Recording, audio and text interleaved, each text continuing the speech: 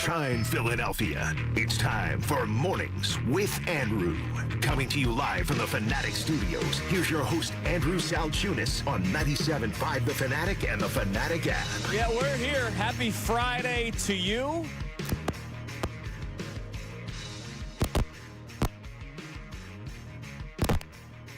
Yes, it is a happy Friday, and we're trying to figure out some microphone issues. What about now? There you go. We're all good. I mean, this place sometimes just freaking drives me up a wall. Microphones don't work. I got to go through third-party systems to post things on social media. The third-party system doesn't work. It's all good, though. Happy Friday morning.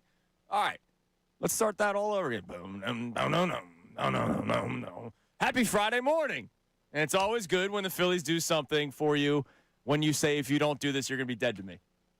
At the end of the show yesterday, if you're a sicko and you listen all 4 hours, thank you. I love you. That's our YouTube audience. They're here pretty much the entire day, so I appreciate you guys. At 9:50 yesterday morning, I said, hey, by the way, if the Phillies don't do this tonight, they are dead to me. And they answered the call. I asked them to please beat up Miles Mikolas, a guy who just is stealing money in Major League Baseball at this stage of his career. He's an innings eater, just goes out there and chucks. Miles Mikolas, his line yesterday against your fighting Phils, 5 innings, 12 hits, 6 earned runs, 1 walk, 1 strikeout.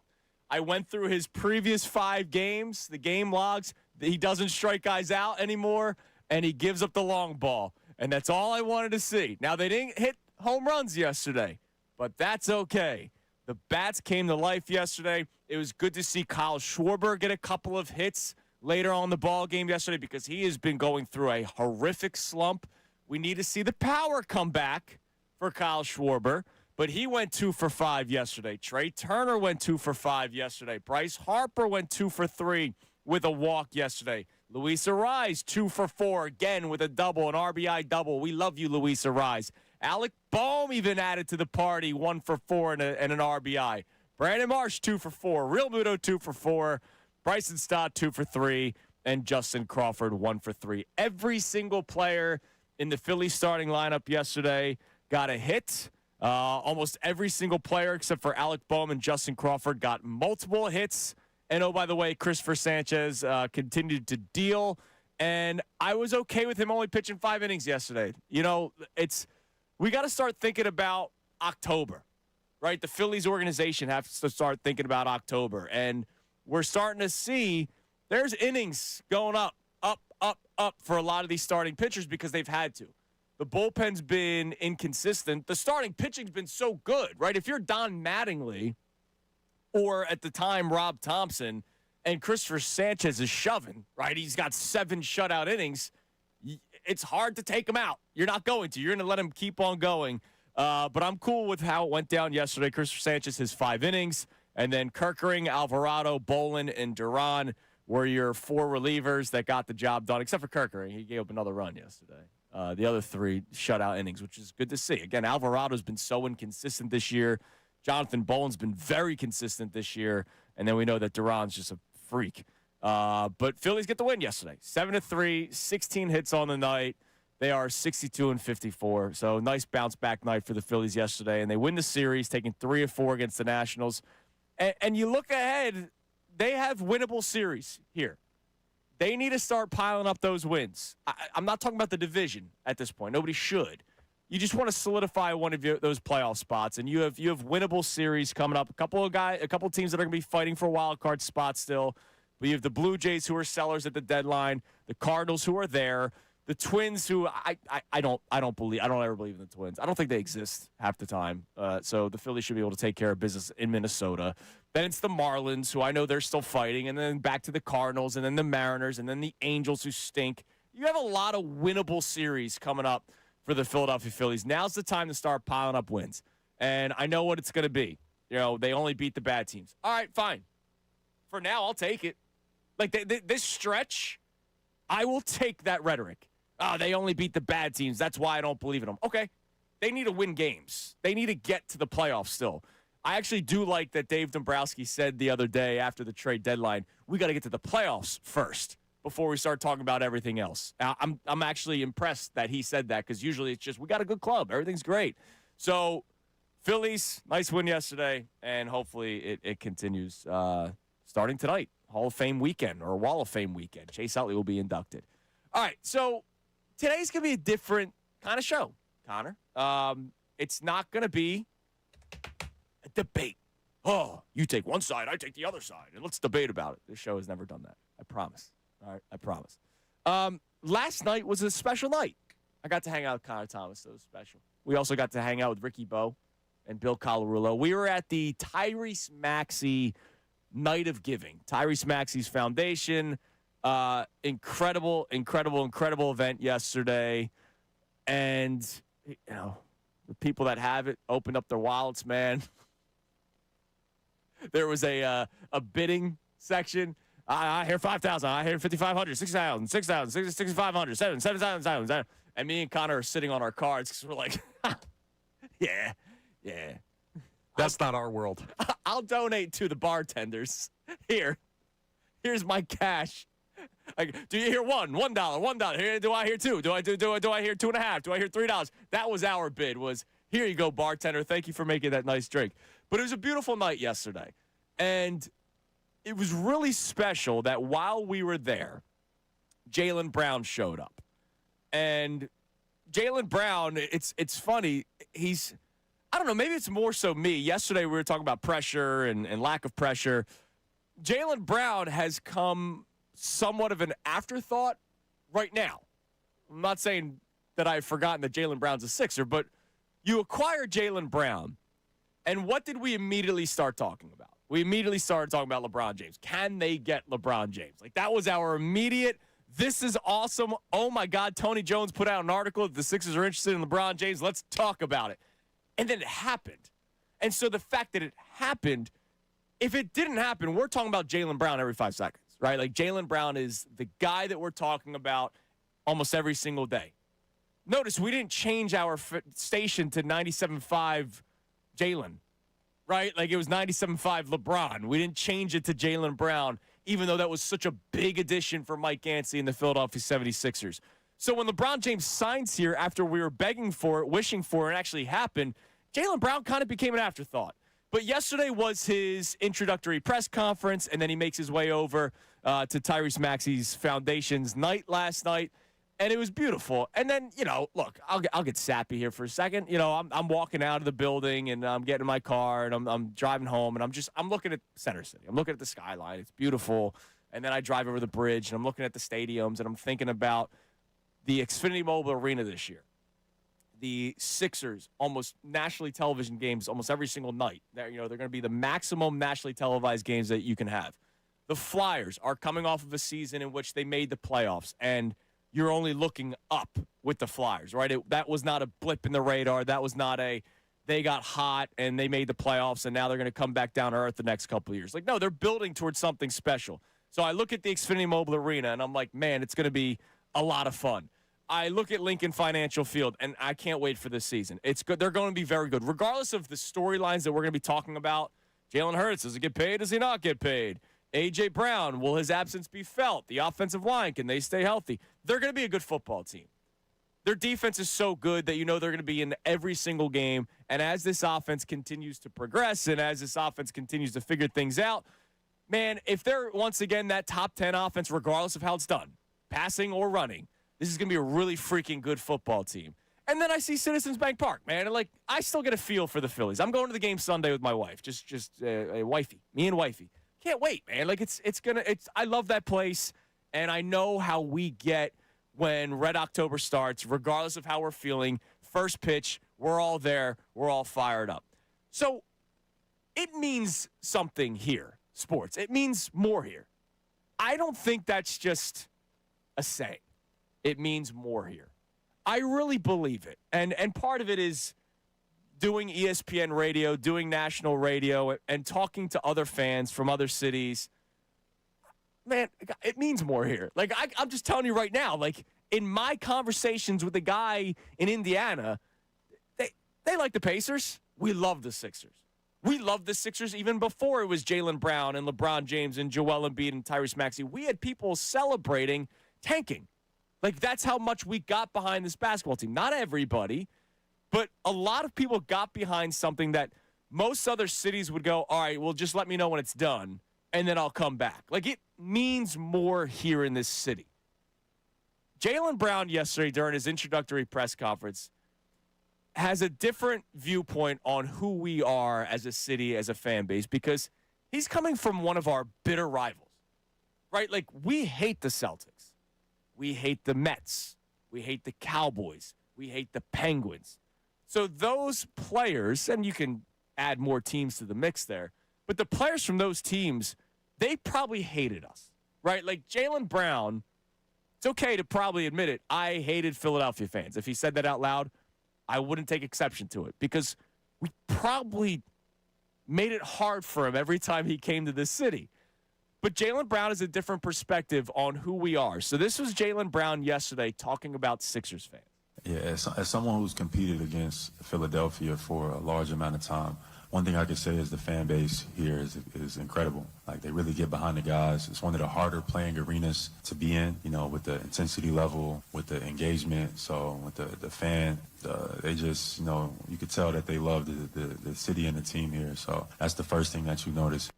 And I'm glad that he said all that stuff, right? Part of it's the competition, and, you know, he's going into a tough environment. But, like, I don't think it should be forgotten what took place this past December when LeBron James was in town and had that ridiculous comeback against the Sixers, and Sixers fans were standing and applauding almost in awe. Maybe not cheering like, yay, go LeBron, just kind of like, oh, my God, like, this is why he is who he is. Like, this is why he's one of the greatest players ever.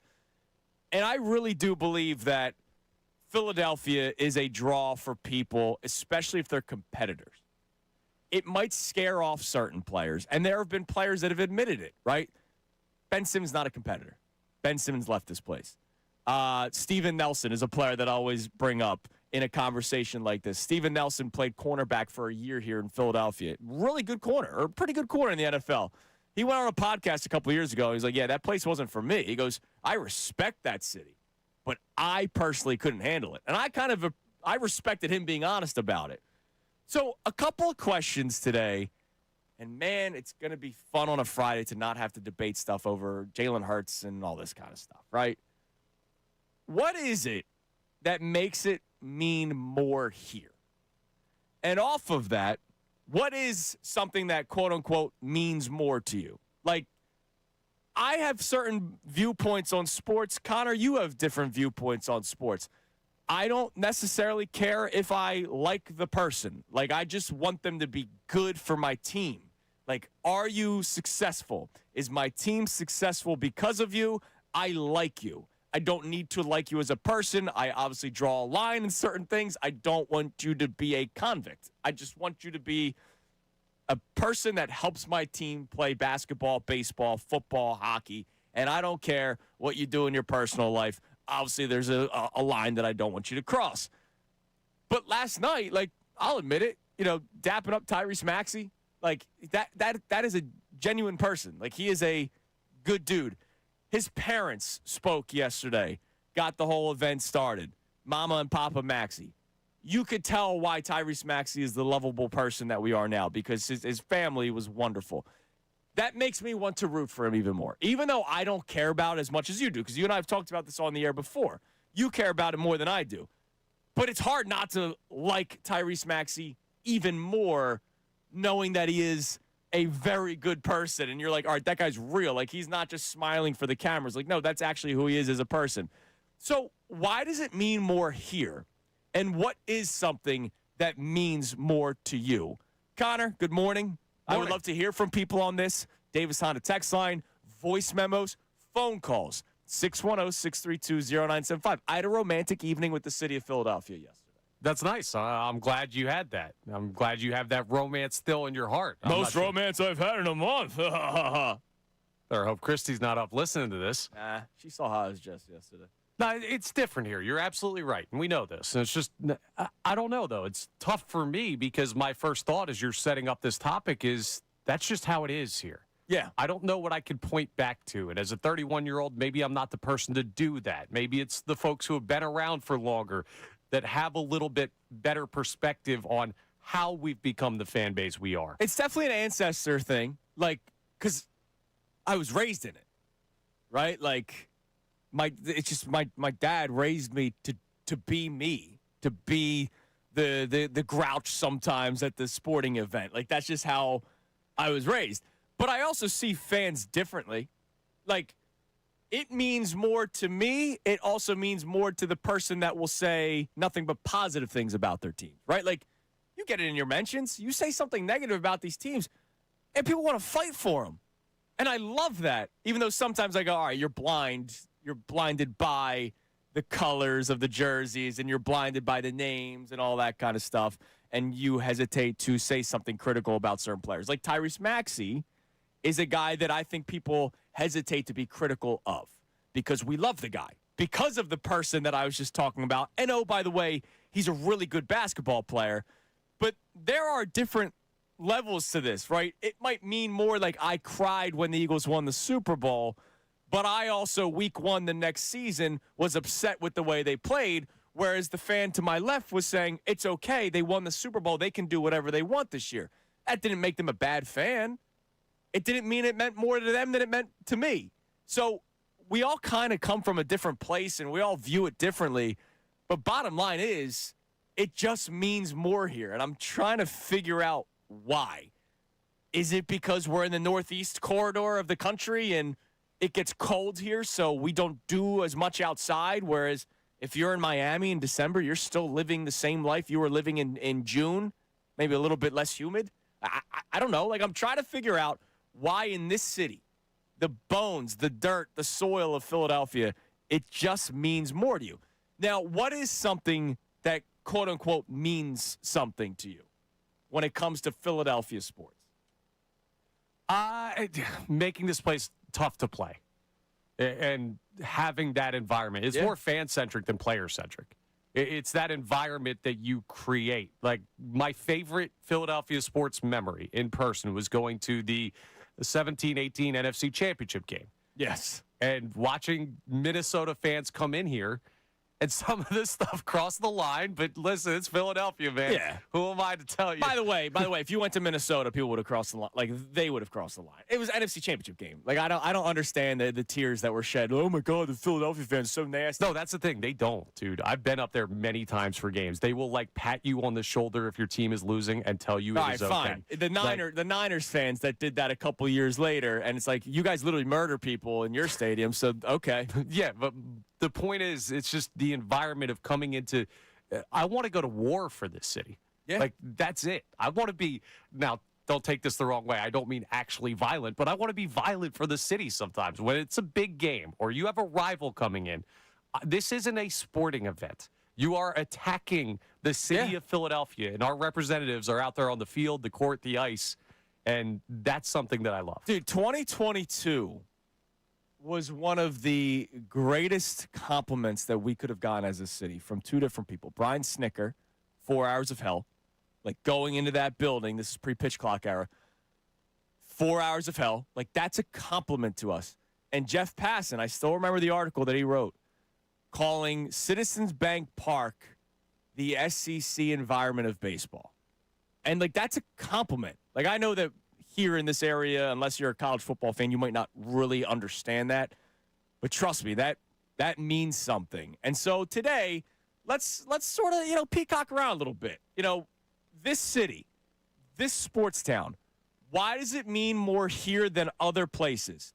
And what is something that does mean more to you? It's kind of an open-ended conversation.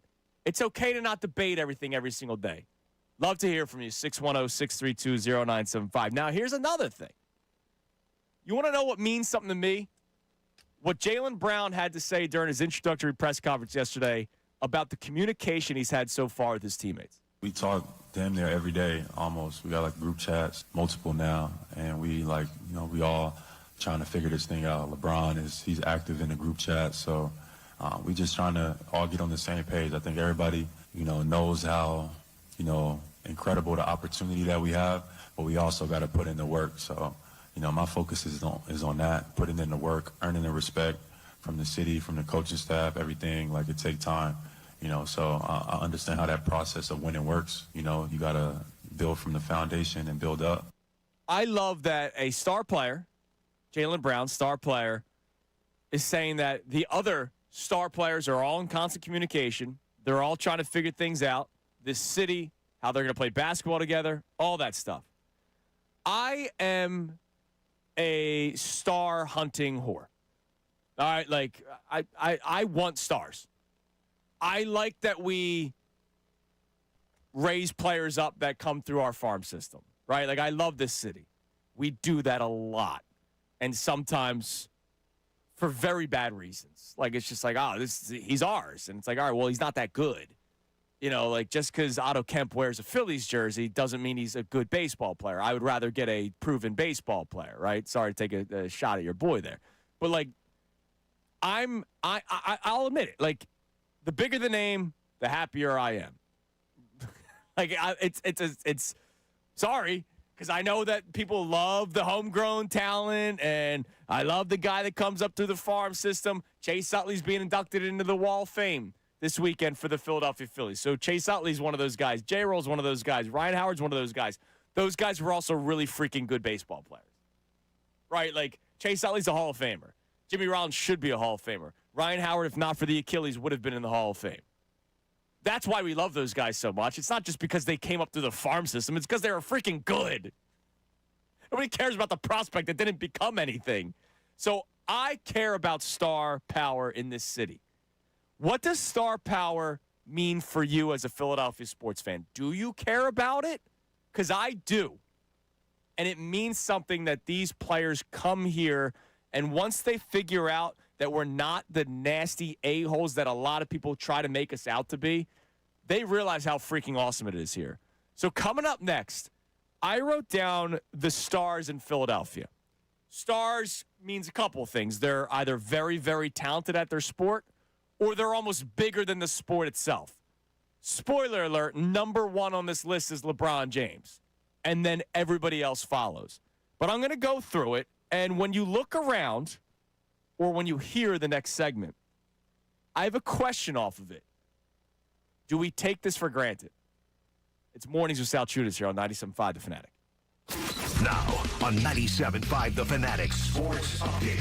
Phillies take the series. I'm Connor Thomas. The Phillies took the game and the series from the Nationals with a 7-3 win last night. Christopher Sanchez notched his 15th win of the year with 5 innings of 2-run ball. Every Phillies starter had a hit in the game and a very balanced offensive effort as well. The Blue Jays come to town tonight for the next series at the Bank. First pitch is this evening at 6:40 p.m. Zach Wheeler on the mound facing off against Jose Soriano. It's also Chase Utley Phillies Wall of Fame night as he goes down in Philadelphia Phillies history there. Jaylen Brown met with media for the first time as a Sixer in his introductory press conference yesterday afternoon. He talked about where his focus is as he joins a stacked Sixers team. My focus is winning. Obviously, other people's focus may be scoring. My focus is going into every practice, every meeting, every shoot around. Like, how do we win night in and night out? Whatever it takes. Well, first we got to get a schedule. The NBA schedule is expected to be released next week, so we'll keep you updated on that. The Eagles are still rolling through training camp. Nick Sirianni meets with the media this morning at 9:40. The Union fell to Cruz Azul 1-0 last night in Leagues Cup group play. We'll have Amy Fadul in studio with us from the 8 o'clock hour to the end of the show. This update is brought to you by the New Jersey Department of Health. Public health works behind the scenes, building a healthier future for everyone. One mission working for you. Learn more at nj.gov/health. I'm Connor Thomas for the home of the Sixers, Flyers, and Union. 97.5 The Fanatic and the Fanatic app. You tell it like it is, and so do we. Middays with Marks, with John Marks, Sean Brace, and Ray Dunn. Every weekday from 10 a.m. to 2 p.m. Watch them on the Fanatics YouTube.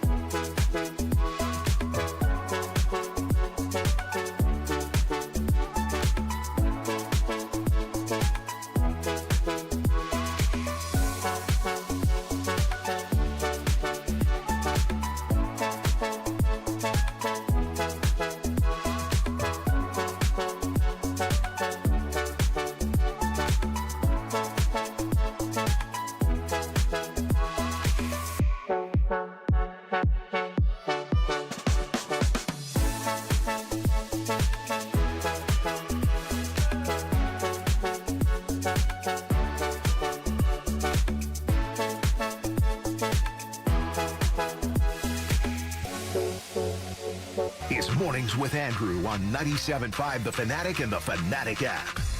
This hour is brought to you by Bradford White Water Heaters. Bradford White is here for the pro. All right, it is 6:29 here on Mornings with Andrew. Today's a day where we celebrate us. We celebrate Philadelphia. We celebrate this sports scene. And if you care about it, we celebrate stardom. We celebrate the star power that is right now going on through the city of Philadelphia. And I'll explain more here in a second, whether or not we take it for granted. But Chris chimes in on our YouTube chat. Why does it mean more here? The reason is family, tradition, heart. We are a blue-collar working town that spends not just their money, but our soul and our teams we love, from pop-pops to newborns. And I think, Connor, you were saying that, like, you might have to ask the older generation. I think it's they just started it, and it'll just continue. Like, I have my son, who is 4 years old. Whenever the Phillies are playing, he goes, "Are they playing the Mets?" I go, "No, not tonight, buddy." He goes, "Okay, they're trash." Because I've taught him that. Like, that was one of my goals. We have a book of, like, it's like a kid's Philadelphia Eagles book, right? Like, very, very entry-level football book. That's probably all you know about football then. But it's Cooper's reading it, and anytime they show the Cowboys, because one of the pages is rivals, and it's literally just one picture, and it's the star, he goes, "We hate them." And I'm like, "Yes, buddy, we do. We do hate that team. I'm very proud of you for saying that." And he's 4. And I'm not of the old, gritty generation. I'm 32. But my dad taught me that way. My dad raised me that way. Other people were raised differently. Or John Kincaid, who, obviously worked with for 2.5 years together. John he would say he's not the angry Philadelphia sports fan. He would get angry about things. But he said he wasn't like his father, and his daughter was more like his father than himself. So it could skip a generation. I don't know. But it still exists. It's why a couple of weeks ago, for the trip to Baltimore, we did the best heckler. And our winner was Whitney. And it was great hanging out with her in Baltimore. We sat together watching the Phillies game. Like, I know that we still have that at our core, but I also know that we have, also kind of gotten better as society, where we're not beating up people every time they just wear a different jersey. So why does it mean more here? And what is something specific that means more to you? What do you care about more? And I, as I said, and I quote, I am a star whore. I like having star players because it gives me something to look forward to every single night. I love the Phillies. I love the Sixers. I love the Flyers. I love the Eagles, right? I will watch those teams play regardless of who's on the team. I went through a 10-year playoff drought with the Philadelphia Phillies, and I continued attending games. We went through a 6-year playoff drought with the Philadelphia Flyers. I continued to attend games. The Sixers literally tanked on purpose. I continued to go to games, right? I was a member of the Revolutionaries, for crying out loud. I was there every single night. We all care about different things, but it all comes back to one common goal, loving these teams.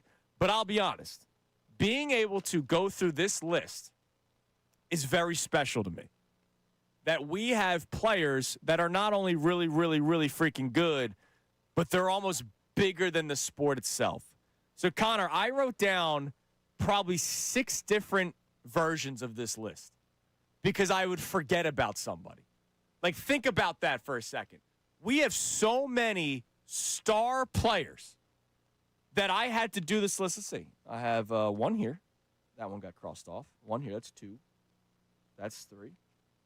That's 4. I have 5. 5, and this might still get updated. I might have missed a player. And this one already has a scribbled-in name that I forgot. Here is what I believe from top to bottom, the number 1 star to the last star in Philadelphia. And star can mean multiple things, and that's why I order it the way that I do. It's not just ability. It's not just talent. It's also, are they marketable? Are you going to go to a different town and you're going to see their jersey being worn, and you ask that person, "Oh, are you from Philadelphia?" "Oh, no, I'm just a this player fan," right? Like, I had jerseys of other teams when I was a kid. I had a Priest Holmes jersey. I wasn't a Chiefs fan. I just loved Priest Holmes. I had a Marvin Harrison jersey. It's not because I was a Colts fan. It's because I loved Marvin Harrison. And there are sports fans that do that. They buy jerseys of players they like, even though they rep their team. So here's what I got. Number one, there is no debate. Again, today's a day where there's no debating. LeBron James.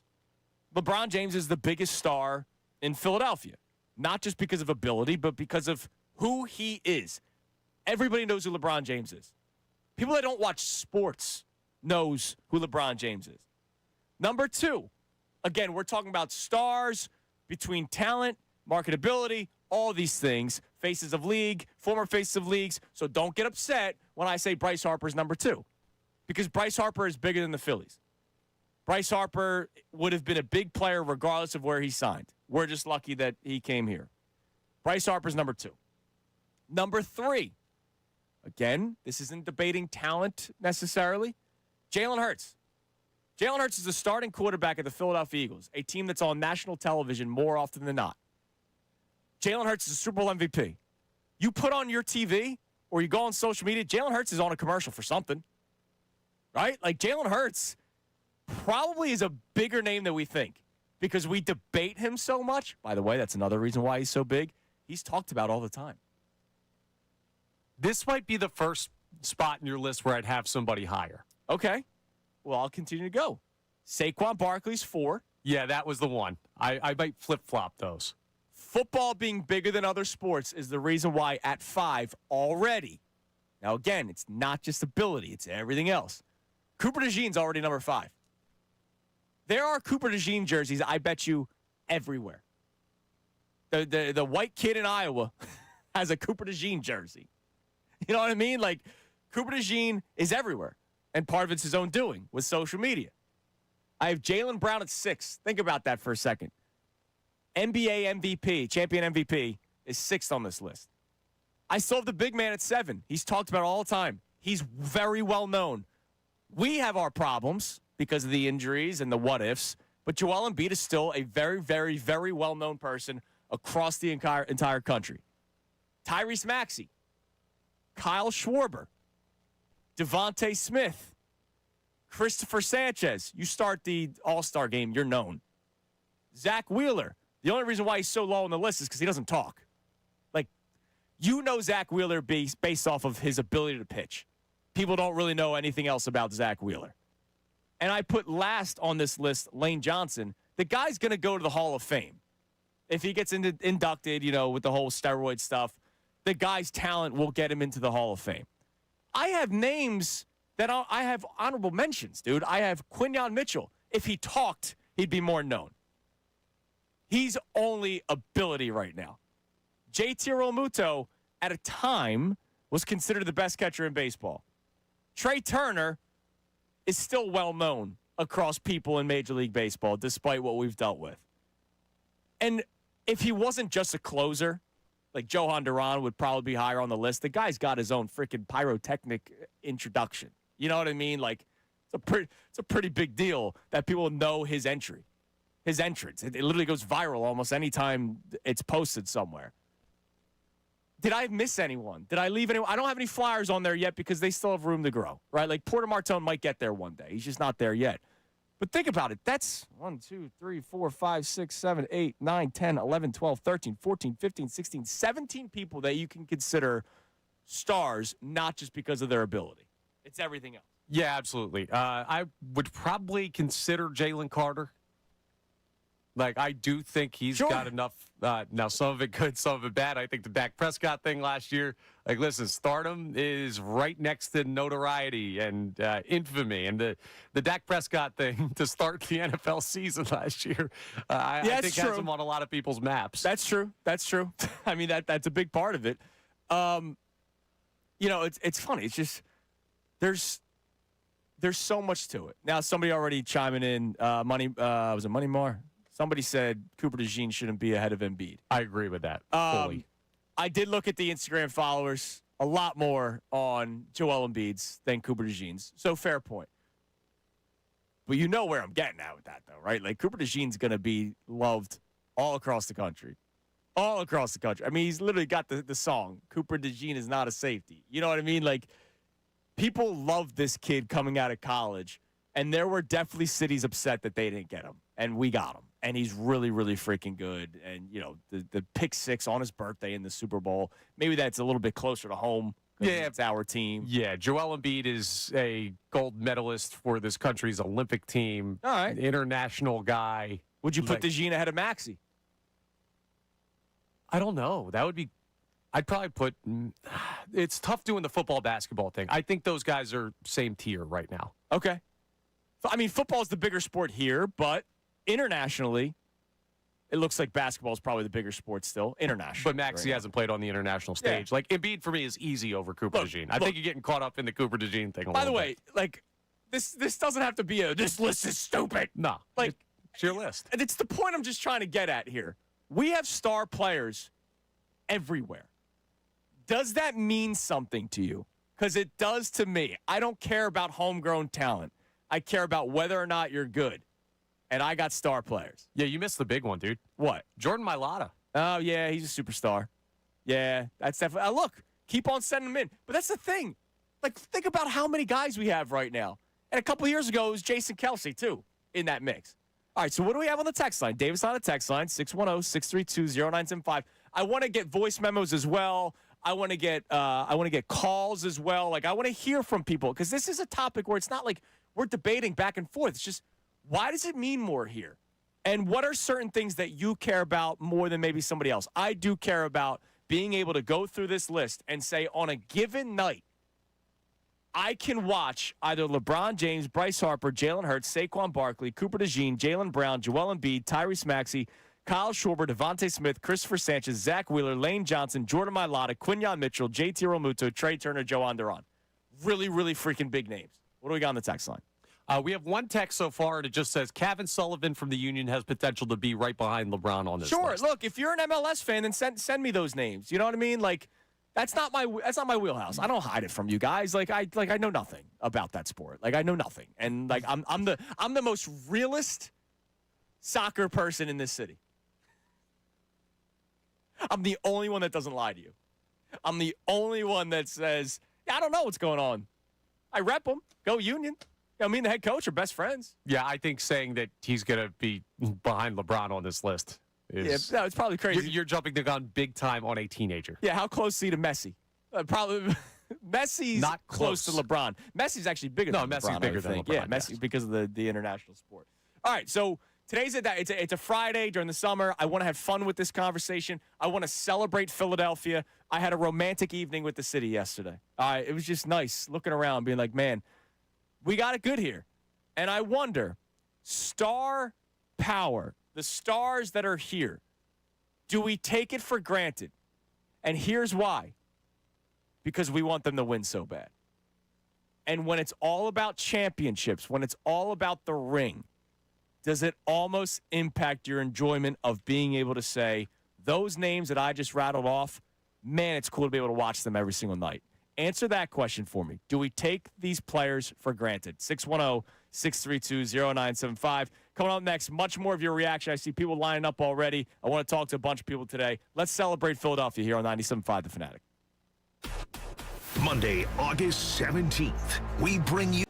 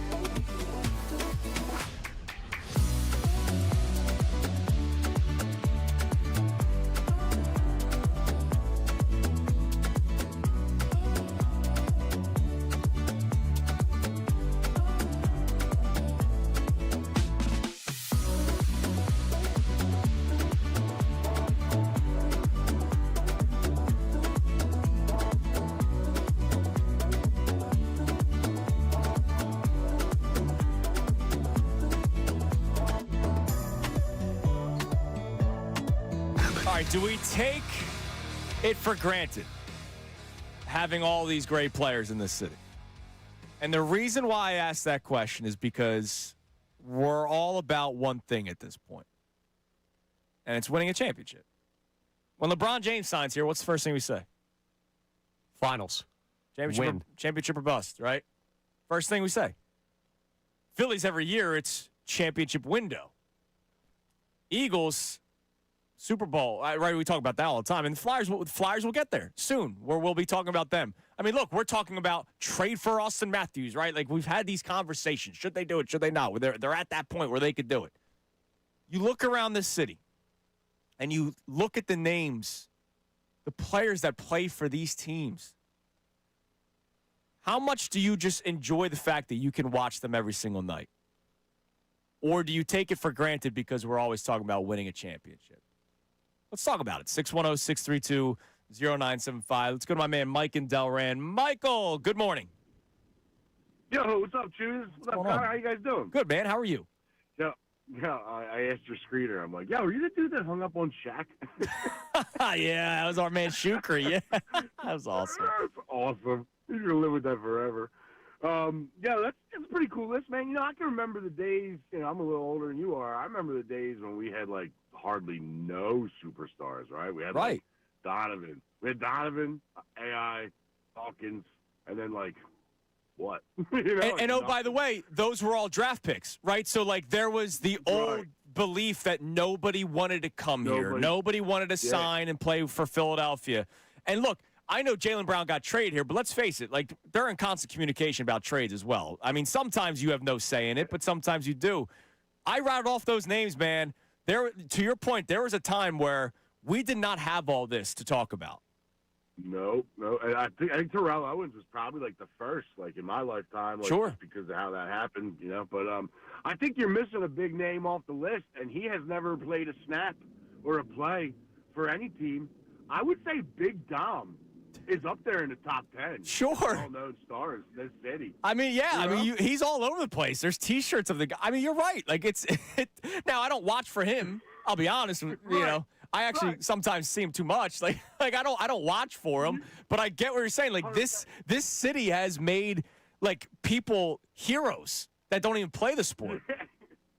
Yeah, 100%, man. Well, you guys keep doing your thing. Can't wait to keep talking to you guys. Go Birds! You're the man, Mike. Great hearing from you again. It's good to have Mike back. It's good to have Mike back. It is. All right, we got voice memos. One of our other topics today is why it means so much here and what is something that means more to you. To me, it means something that we have superstars. By the way, somebody chimed in on the YouTube chat saying, you got to put VJ Edgecombe on that list. He'll get there. I don't think he's there yet. No, not yet. But, Rising Stars Challenge last year, and now that he's a part of this team, and I think there's going to be more eyeballs on this team nationally, they're going to say, man, who is that guy? What, that guy's really awesome. I think people will fall in love nationally with VJ Edgecombe this year. Best 77 LeBron has ever played with. Hell yeah, man. Not even a close second. All right, what do we got? All right, we got Des in Oxford checking in. Des from Oxford. Honestly, the thing that I love most about Philly sports and just what makes us different, the emotion is okay. You've played sports. When you do something exciting, that emotion is why we love the game. We love to see our guys succeed. And so when they show a little bit of emotion back, that's the best part because you don't get that everywhere. No, you don't. And look, don't get me wrong. I've had the pleasure of going on trips with Philly sports trips, right? Like, if I ask somebody that's never been there and I said, hey, do you think Denver Broncos fans are as passionate as we are? Somebody will probably say no. All they do up there is smoke and get high. Kind of. But I went to the Eagles-Broncos game a couple of years ago when they put up the 50 spot. I still remember that throw to Devontae Smith. He beats Patrick Surtain. Jalen Hurts, perfect throw. I still remember. I can picture it. But that city's awesome. That fan base is awesome. You go to any town that has a marketable franchise, they have a good fan base, especially when they're good, right?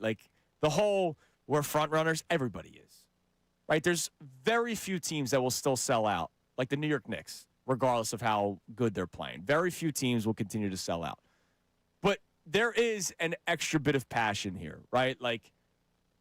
Once more, the compliment that we got in 2022 when the Phillies went to the World Series, that run, the 4 hours of hell, which is what was said. I think it was Brian Snicker. It was somebody in the Braves. I think it was Brian Snicker.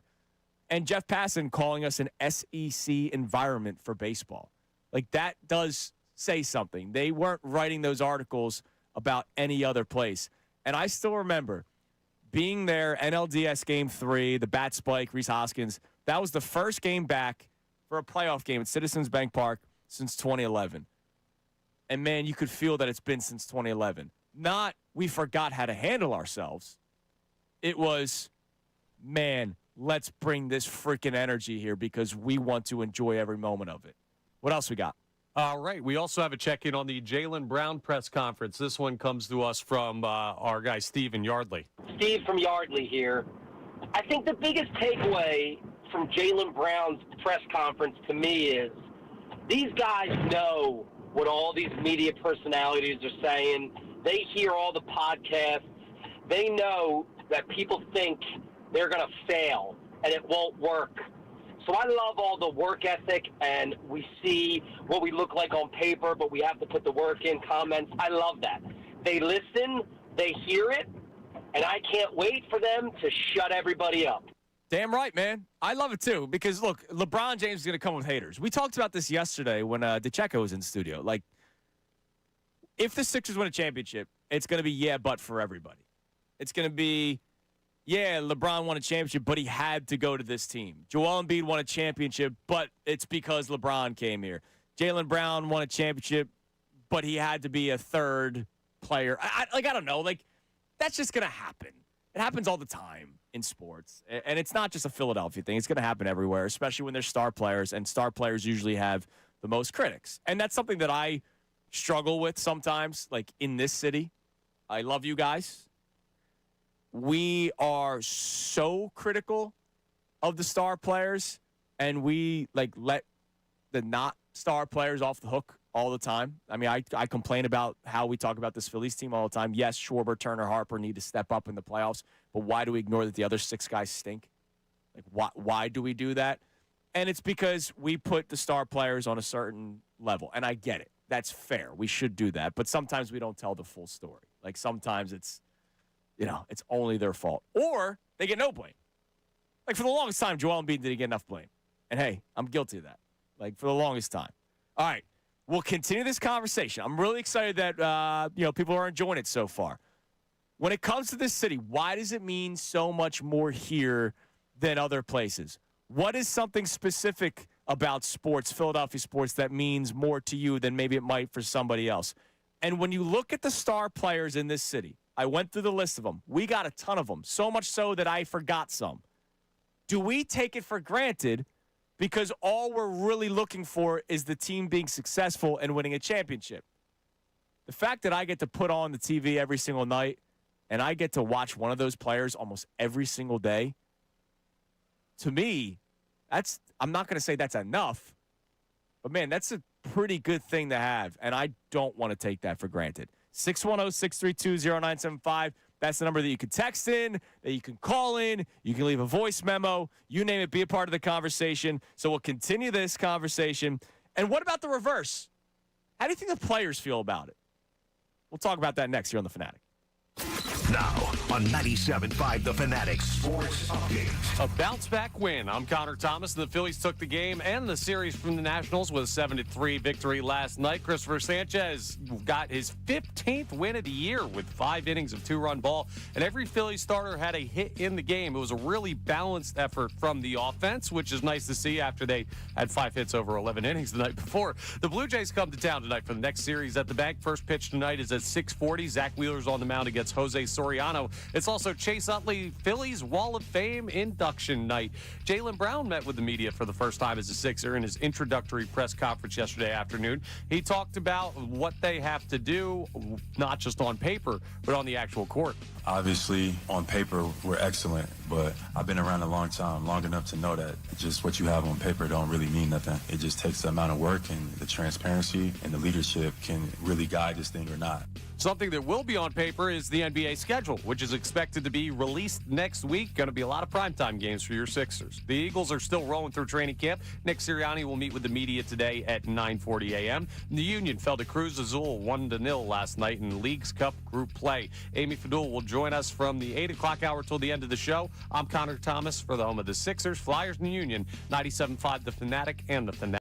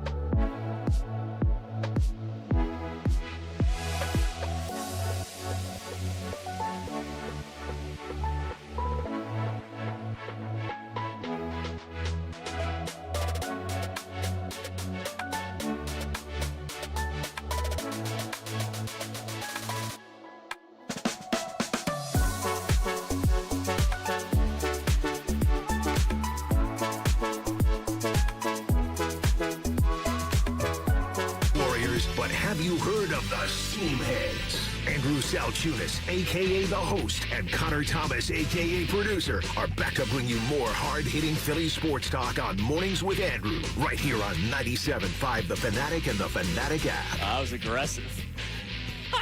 I'll be honest, man. That was a very aggressive return.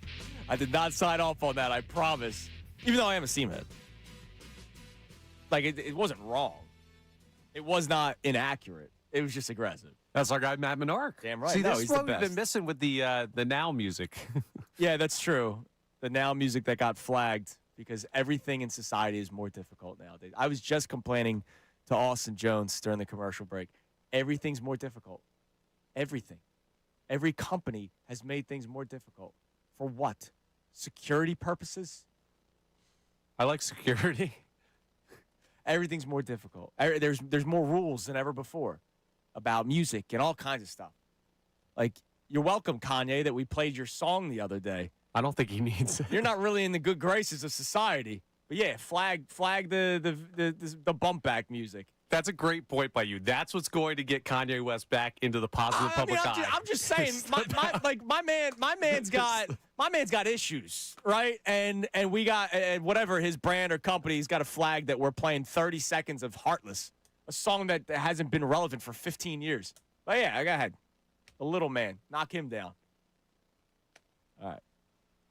Here's what we're talking about this morning, and I want to get more reaction on this. I love that we got early voice memos and early calls. Like, I like it. I like that we started off the day strong on this Friday.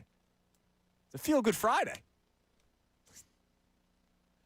When it comes to this city, I had a romantic evening last night.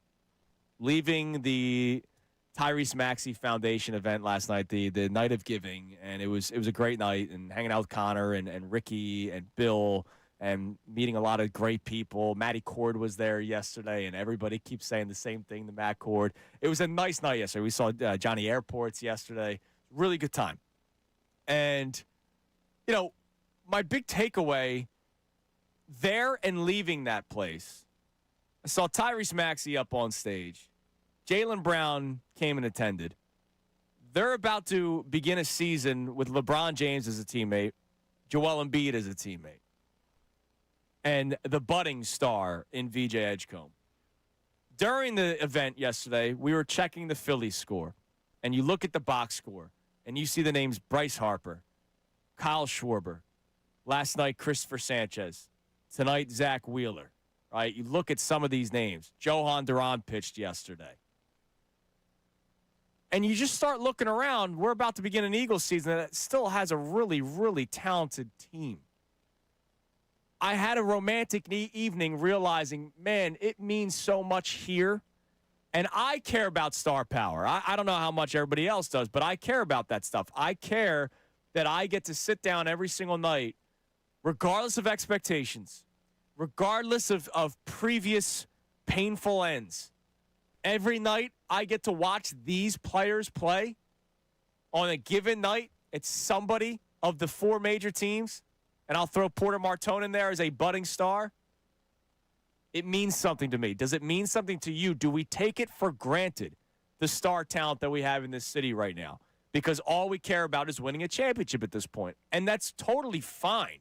I'm not saying you shouldn't, but the amount of times we've had the "are you enjoying the ride" conversation, or "wake me up when October comes for the Phillies, wake me up when the playoffs come for the Sixers," it's all for good reason. It's because we've been given a raw deal every once in a while, injuries and collapses. But, man, to me, it's still great to be able to say those guys play for my teams. I enjoy that. 610-632-0975. But ultimately, why does it mean more here? When you think of this city, when you think of these fans, why does it mean more here? I've had the luxury of doing ESPN radio. I talk to fans from other cities. The energy is not the same. Now, I'm not saying every sports town's like that. Talk to a Boston fan, they care, right? Just like we do. There's a reason why we probably hate each other. It's because we're very similar. Philadelphia fan base and the Boston fan base and the New York fan base and other Northeast corridor fan bases, because that's what we got pretty much during the wintertime. There's a reason why we butt heads with those teams, with those cities, because we're very similar. But, man, like, there's some towns where it's like, all right, yeah, go Pacers. It's like, all right. Like, I'm jealous that your team went to the NBA Finals a couple years ago because you guys don't care as much as we do here. All right, let's get to the phone. So get some text messages. And then I want to flip the conversation, Connor, to the players. And we're going to try to figure out if they appreciate it. Because some do and some don't. Let's go to Greg in Bethlehem. Greg, you're on Mornings with Andrew. What's up, Greg? Morning, guys. I think it's a great topic. You know, I think the Philadelphia fan base is largely, in my estimation, blue collar. And, you know, the guy that I'm 73, and in my lifetime, the guy that should be on the poster representing the Philadelphia fan base would be Pete Rose. Okay. You know, I mean, that's a guy that laid it all out every time he was on the field, no matter what. Charlie Hustle. Contemporaneously, there's a lot of choices. I guess I would have to pick Bryce Harper, but yeah, I mean, look, LeBron James, the second he signed here, was the biggest star in Philadelphia. But Bryce Harper's second. Like, I would put Bryce Harper second on that list. Whether it's look, everybody's list would be differently. Like, who's the number one star? And thanks for the call, Greg. Like, why is it because of heart and hustle? Is it because of name recognition? I kind of base it off of like LeBron James. There's LeBron James jerseys everywhere. That's why he's number one. You know, whether you're a LeBron guy or a Jordan guy, you can't deny that LeBron James jerseys are everywhere. There will be Sixers jerseys, LeBron Sixers jerseys purchased by people that aren't from here, that weren't Sixers fans. They're LeBron fans. Like, that's going to happen. That's why he's number one, clear cut. Nobody else comes close. Yeah, he's one of the top two most famous players in the history of the sport. Yes. Like, this is bigger than us here. Yeah. Like, again, there's going to be a person in Akron, Ohio, that's going to buy a Sixers LeBron jersey. His name is Mike Gansey. Yeah, well, yeah, that's true, too. I don't think he's from Akron. But now let's think about this from the player's perspective, and then we'll get back to our text messages. Continue to call in. Continue to send voice memos in. It's been a fun day so far. It's early on, and I appreciate everybody being a part of the show so much. 610-632-0975. The players. I want to play the Jaylen Brown cut three again, Connor, that we played in the opening segment. So sort of what got me going with this topic today was not only the night last night that we got to enjoy, because, look, that was a couple hundred people, right? Like, that wasn't the entire city. I'm just trying to paint the picture that Tyrese Maxey's an amazing person, and he's also really good at basketball. But yesterday was also Jaylen Brown's introductory press conference. And one of the things that I absolutely loved hearing was what Jaylen Brown had to say about Sixers fans. Yeah, as someone who's competed against Philadelphia for a large amount of time, one thing I could say is the fan base here is incredible. Like, they really get behind the guys. It's one of the harder playing arenas to be in, you know, with the intensity level, with the engagement. So with the fan, they just, you know, you could tell that they love the city and the team here. So that's the first thing that you notice. So Jaylen Brown, it will not be a culture shock for him here in the city because he comes from Boston. And as I was just saying, you know, there are cities that rival our passion. And Boston is one of those cities that rivals our passion. I wonder, though, Connor, like, how many players truly appreciate this city? Like, a guy like Jason Kelce, you know, appreciates it. The way he speaks about it, the way he says it's actually not that hard playing in Philadelphia because as long as you put forth full effort, and oh, by the way, if you show a bit of talent, like, you're going to be loved in this city. Play through injury, play through pain. Like, you look at the Flyers injury report that came out after their playoff series with Carolina. Everybody should fall in love with those guys. The injuries that they played through. There were so many of them. But sometimes I do wonder the difficulty of playing in Philadelphia. Not that guys won't come here. Clearly. I mean, look at the list of names that we just gone through. Not all of them were draft picks and trades. A couple of them signed here. But the difficulty of playing in Philadelphia, it is real. Like, that is a real thing. It's not the way people nationally say about it. Oh, my God, it's the worst place to be. I remember Michael Wilbon calling Philadelphia hell, saying, get Ben Simmons out of hell. Now, Ben Simmons wasn't going to work anywhere because the guy didn't care about basketball. he probably didn't like playing in Philadelphia because of the added pressure. But the best of the best, the guys that are always striving for greatness, those ones I imagine absolutely love it here. I think it's a large majority of people that play in this town. Like a large majority. Because we know the individual names of the guys who don't. Or the guys that we suspect don't, if we haven't heard it directly from them. But I would say 85, 90+% of the athletes who have played in this city appreciate it. You hear it all the time in post-game media availability and stuff, reactions to games, win or lose, whether the Eagles won that week or not. You'll hear them talk about, like, the fans and the support that you get. It's not lost on these guys. No, but then there's some guys that have, like, the weird relationship. Like, Castellanos had a weird relationship with us, right? Like, he would call us out for being a lot. Sure. Media and fans, but then he also understood that when things were going great, like, that guy could do whatever he wanted. There's been a couple players like that. Yeah, Castellanos, I don't look at as a guy who didn't appreciate this, though. I think he was very much in tune with what Philadelphia is like as a sports fan base. Yeah. I don't know that he loved his manager. I don't know that he loved all of his teammates, but I don't think he ever had an issue with the way the fan base treats him. No, probably not, because he would probably be the first person to tell you he wasn't hitting the ball well, especially toward the end. Well, no, he'd have some weird offhanded comment about Scooby-Doo. But, that's true. That's true. But he'd be thinking it. But I sometimes wonder, like, some of the players that have gone through this city, how much they truly appreciate it. Because I would hope that they do. Because it just means more here. And that is what the beginning of the show was all about. Why does it mean more here?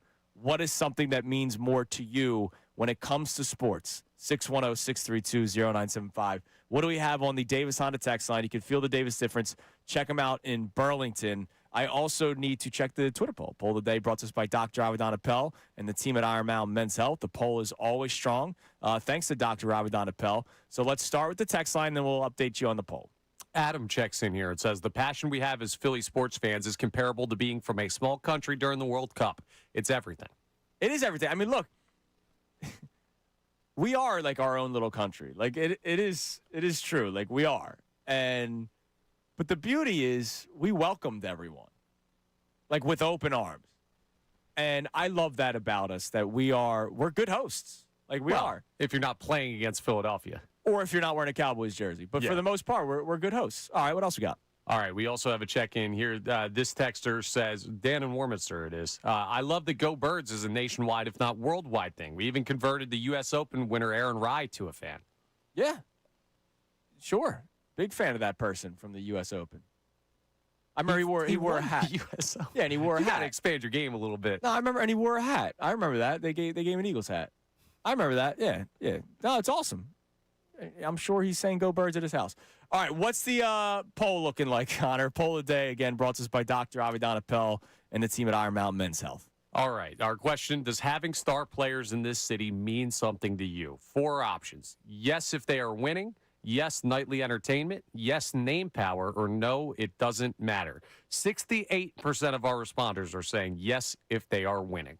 Only 14% saying yes, nightly entertainment, 10% no, it doesn't matter, and 8% name power. What's the name power one mean? Like, what do you mean by that?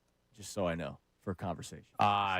It's just like having the name recognition of being able to say, like, this guy's in the city. Wouldn't that be the same as nightly entertainment? I would think. Well, nightly entertainment is watching it. I guess name power is being able to bring it up. Okay, sure. I voted nightly entertainment. Like, look, don't get me wrong.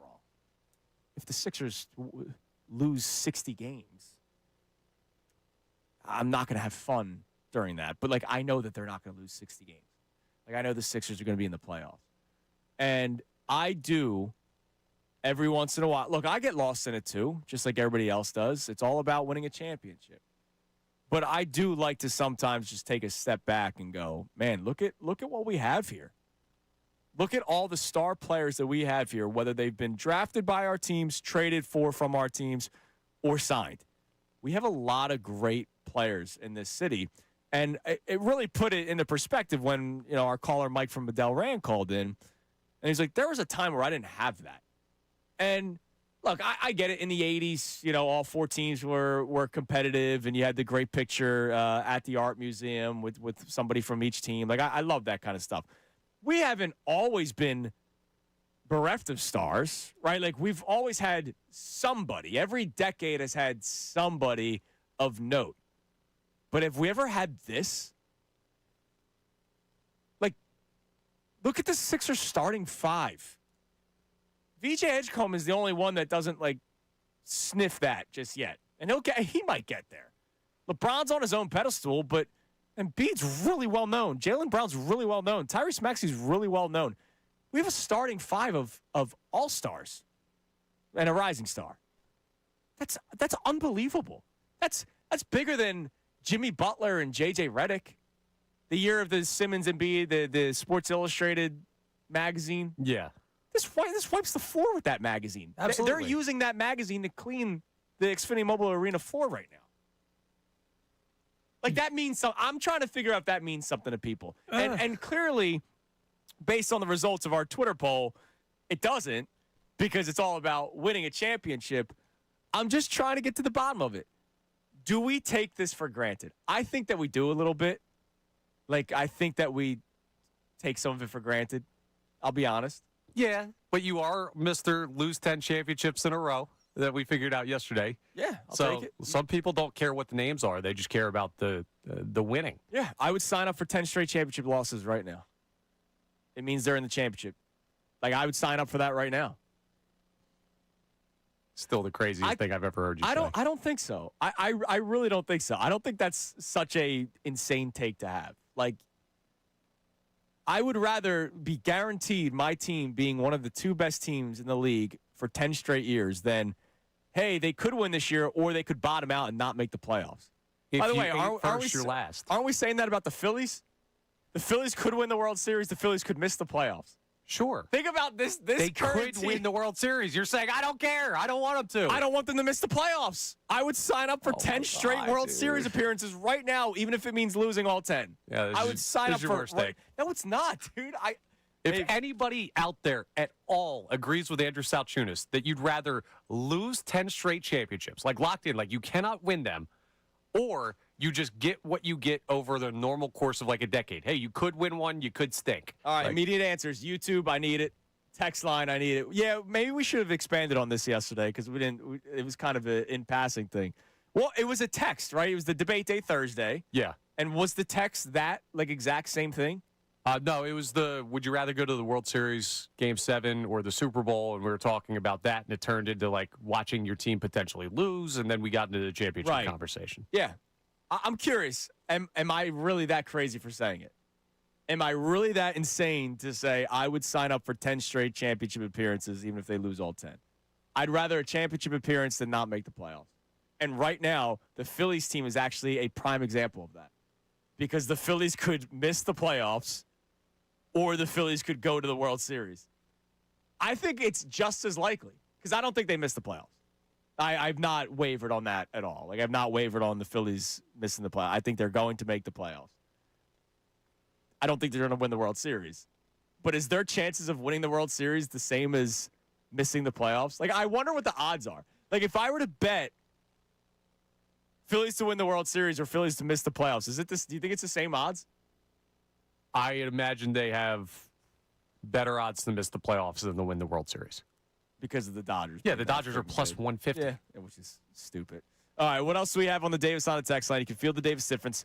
Check them out in Burlington. I want to get some answers on this. Would you sign up for 10 straight years of championship appearances, even if it means losing all 10? The YouTube does not like you right now. Mike from Virginia checks in and says, this city is all about love, grit, and energy. The better question is, because of that, do we rally behind superstars or do we make them? I think we make them, with the exception right now of LeBron. Yeah, I mean, that makes sense. I mean, LeBron's LeBron. LeBron's his own beast. I just saw on YouTube. See, this is where I see things differently, and that's okay.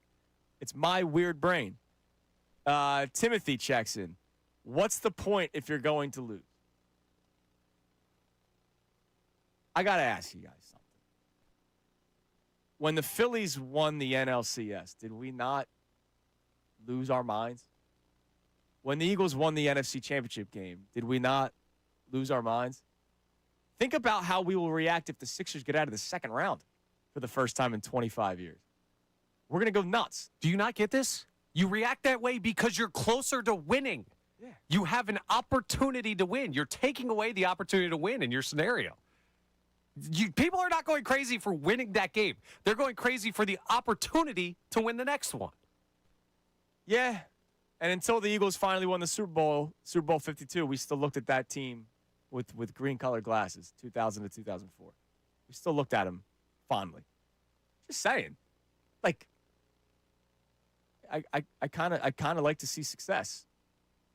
And that's the rings conversation. Is rings ultimately success? Is that the only bit of success? I'm curious to see what Amy says. Amy Fadul will be in studio today. Well, not a single person on the YouTube chat has said anything. Yeah, of course. In your favor. Of course, and I'm usually always right. Fridays with Fadul today. Amy will be in studio from 8 to 10. Looking forward to that. Curious what her thoughts are on this. I'll probably get crushed. That's fine. But all I know is, like, I like talking about winning championship series, too. Like, that's fun. It's not just about the end. But maybe it is for some people. Yes, it is. Maybe it is for some people. All right, coming up next. Another moment of, man, I can't believe we talk about Jalen Hurts the way that we do. I had another moment. There's another undeniable fact about Jalen Hurts that even his biggest haters can't fight. Tell you more coming up next. It's Mornings with Andrew here on 97.5 The Fanatic. Now on 97.5 The Fanatic Sports Update. Phils win a second straight series. I'm Connor Thomas, and the Phillies took the game and the series from the Nationals with a 7-3 win last night. It's their second straight series victory after dropping 4 straight coming out of the All-Star break. Christopher Sanchez notched his 15th win of the year with 5 innings of 2-run ball. Every Philly starter had a hit in the game in what was a very balanced offensive effort as well. Now the Blue Jays come to town tonight for the next series at the Bank. First pitch is at 6:40 p.m. Zach Wheeler faces Jose Soriano. It's also Chase Utley's Phillies Wall of Fame induction night. Jaylen Brown met with the media for the first time as a Sixer in his introductory press conference yesterday afternoon. He talked about where his focus is as he joins a stacked Sixers team.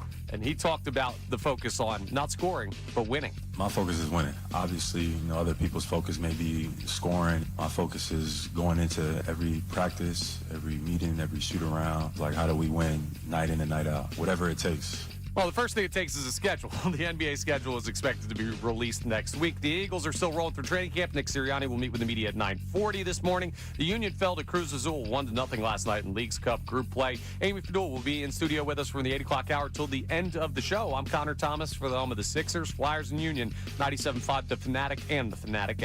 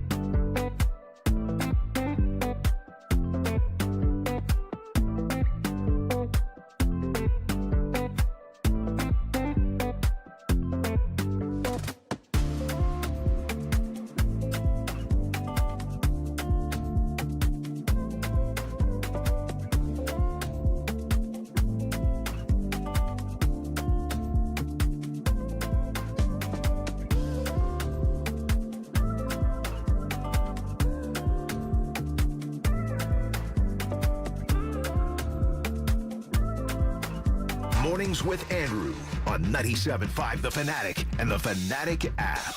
This hour is brought to you by the Bet Parks Online Casino and Sportsbook. Live bet sports on the Bet Parks app and play all your favorite casino games. There's always another way to win on the Bet Parks Online Casino and Sportsbook. Must be 21 plus in PA, New Jersey, or Maryland. Gambling problem? Call 1-800-GAMBLER. 7:29 here on Mornings with Andrew. Mornings with a guy on his own island, apparently, when it comes to this, would you take 10 straight years of losing a championship? It's a bad island. Like, second worst island of all time. So somebody hit the nail on the head here on our YouTube chat. It was EJM9672. And look, everybody brings up the Bills in this conversation, right? The Bills losing 4 straight Super Bowls. And EJM chimes in saying, I mean, you take the Bills 90s over the Eagles 90s, probably, which I think is his actual point. But knowing what will happen before it starts sucks. And I get it. Like, knowing that you would lose every single time. But, yeah, like 4 straight Super Bowls versus, 500 records and below 500 records. Like, I would rather my team be good. And I get it. It's about winning the championship. But, my buddy Jay texts me, this is a horrible, horrible take by you. And I'm like, I would rather go to the Super Bowl and lose than be mediocre or anything else. Like, at least I got to the dance. Sounds nice. I just didn't get the girl home, but I got to the dance. Nice to be invited. But you got to play the game, man. You got to have the opportunity to win. Otherwise, what's the point? Why are we doing this if you're already resigned to your fate? It takes the whole point of competition out of it. Wouldn't you wish that the 2011 Phillies made it out of the first round of the playoffs? Yeah, because they would have been closer to winning a World Series. Even if they lost the World Series, I'm happier with them doing that than losing the freaking first round of the Cardinals. Right, but you're only seeing the downside. You're only seeing it. Your argument is not championship loss or 500 record. No, it's not winning the championship. I get it. But I enjoy the fact that my teams are good, and if my teams are good and they're getting to the championship, that's important to me. All right, I know. I'm sure people are freaking out. Yes, they are. It's so funny, right? Like this job. I pride myself in not doing hot take radio about our team, right? Like about the Phillies and about the Sixers and the Flyers and the Eagles and about individual players. I try to be fair. I try to be balanced. My hottest takes are everything else, right? Like I have hotter takes about food than I do sports. I have hotter takes about music that I don't know than sports because I just like the games. Like I just love watching sports and then talking about it. And yeah, you have to give opinions and yes, there's some theatrics to this job. Like, I can't just be, man, that was a really good game last night. Like, no, like, you got to bring it. Like, that's part of the gig. I understand that. But, like, my hottest takes are usually everything else and not the individual athlete or the game itself. All right, speaking of hot takes, anything that's involved Jalen Hurts seems to be a hot take these days, right? It's either he's the best or he's the worst. God forbid you're somewhere in the middle like I am on that island. That's another island that I'm kind of by myself on. The not, yeah, Jalen Hurts the best, or the island that's, yeah, he stinks. No, I kind of like being like, yeah, he's got his good qualities, he's got his bad qualities. Let's see what we can do with it.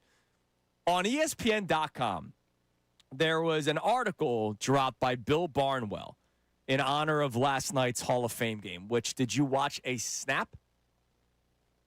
You asking me? Yeah. I was sitting next to you at dinner. Yeah. Yeah, No. the game continued. Oh, did it? After dinner. Yeah, Yeah, I didn't yeah, know. exactly. I wouldn't have even that. The Phils were on. Yeah. Sanchi's on the mound. Yeah, the Hall of Fame game. I didn't watch a snap of it. But in honor of the Hall of Fame game yesterday, Bill Barnwell wrote an article on future Hall of Famers for all 32 teams. And he broke it down, right? The guy that is already in, if they keep this trajectory going, work to do, those were the three categories. So already in, according to Bill Barnwell, in his mind, is Lane Johnson. And he did write in the article, the only thing that would keep him out is the PED suspensions that he had. If not for the PED suspensions, it would be a lock that he's in the Hall of Fame. He wrote that Johnson has suggested that he should be disqualified from Hall of Fame consideration as a result of the suspensions, and I'm sure there will be voters who aren't willing to consider him. My belief is that it'll be tougher for Johnson to get in, but as time passes, I suspect more voters will focus on his body of work and push the legendary right tackle into the Hall of Fame. So he doesn't think that he's going to be a first ballot guy, probably because of the stuff that happened. I mean, look, Bill Belichick wasn't a first ballot Hall of Famer. What does that tell you? Well, it tells you that there's a lot of people very mad at Hoodie in the league. Yeah, because of personal feelings, right? Lane Johnson, Hall of Famer. But the PED suspensions is like it's a pretty big deal as to why he might not get in. Look at Barry Bonds in baseball. I don't know why, but the Lane thing, I just don't feel it. I feel like he is still going to just because it happened so early in his career and you've seen how successful he's been posted. That's why. And that's why for you. And that's probably a good reason. Like the whole Barry Bonds discussion that I still find crazy is that he would have been a Hall of Famer even if he didn't do steroids. Like he would have been a Hall of Famer still. Lane Johnson, since stopping, has still been the all-pro right tackle, the Pro Bowl right tackle, the Super Bowl champion right tackle. And so that's why you feel that way. It's not like his career's been tarnished because you found out later on down the line he was always juicing. He was juicing early, but then continued to still be the great player. Now, here's where it's really interesting because this is the point that I'm getting to, that even the strongest Jalen Hurts hater, I don't think, can deny this. He has for the Keep It Up tab, Jalen Hurts and Quinyon Mitchell. If they keep on playing the way that they've been playing, that they'd get into the Hall of Fame. And what he wrote about Jalen Hurts specifically is Hurts has obviously had rough points at times over the past few years, but he has also done two things the Hall of Fame loves: play quarterback and win a lot of games. Hurts is 57-25 as a starter, has 2 trips to the Super Bowl, winning the game's MVP award when the Eagles blew out the Chiefs. He also finished second in regular season MVP balloting to Patrick Mahomes in 2022, with a late season shoulder injury costing Hurts a chance at taking home the hardware. And he says that the 2026 season feels critical for Hurts. Think about this conversation. You ready for this?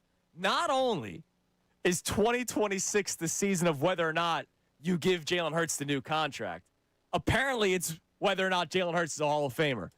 Hurts, who lost A.J. Brown during the offseason before a move to a new offensive system under Sean Mannion, if he continues to play at this existing level and make a deep playoff run every few years, though, Hurts shouldn't have trouble reaching the Hall of Fame. But basically the point that he's getting at is if the offense falters because they lost A.J. Brown, does he lose his potential trajectory to the Hall of Fame? He's on a trajectory for it. Whether you love Jalen Hurts or hate Jalen Hurts, or if you're in club objective Hurts like I am, if he continues to win 10 years from now, or however many years from now, what's it, 5 years post-retirement?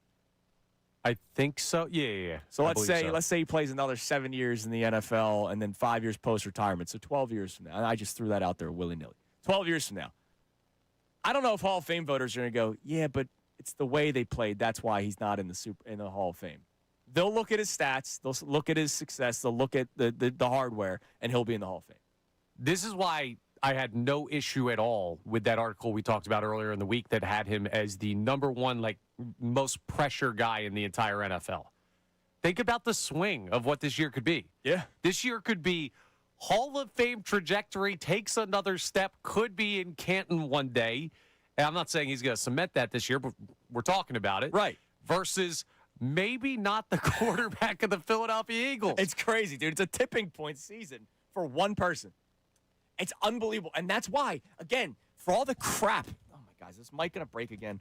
For all the crap that I got a couple, probably 2 months ago now for saying that Jalen Hurts and whether or not he's going to, quote, unquote, prove it is the biggest storyline. Oh, my God, this is such a crazy thing to say. No, it's not. The Eagles will be the ones that determine how crazy it is. If they paid him today, they tell you it's crazy. They're not paying him today. He ain't getting a dime right now. This season is going to be a season of whether or not Jalen Hurts is the Philadelphia Eagles quarterback moving forward. And to your point, and to this article's point, whether or not he continues his trajectory to the Hall of Fame. He is such an amazing person to talk about. It's why I can't get enough of it. I'm tired sometimes. I'm exhausted at the end of Jalen Hurts shows. But it is unbelievable the levels of Jalen Hurts that we can talk about. And that's why when people compare him to Russell Wilson, there's people that get grossed out by that. Right? Oh, God. It's not just style of play and weirdness, because Russell Wilson's a weird dude.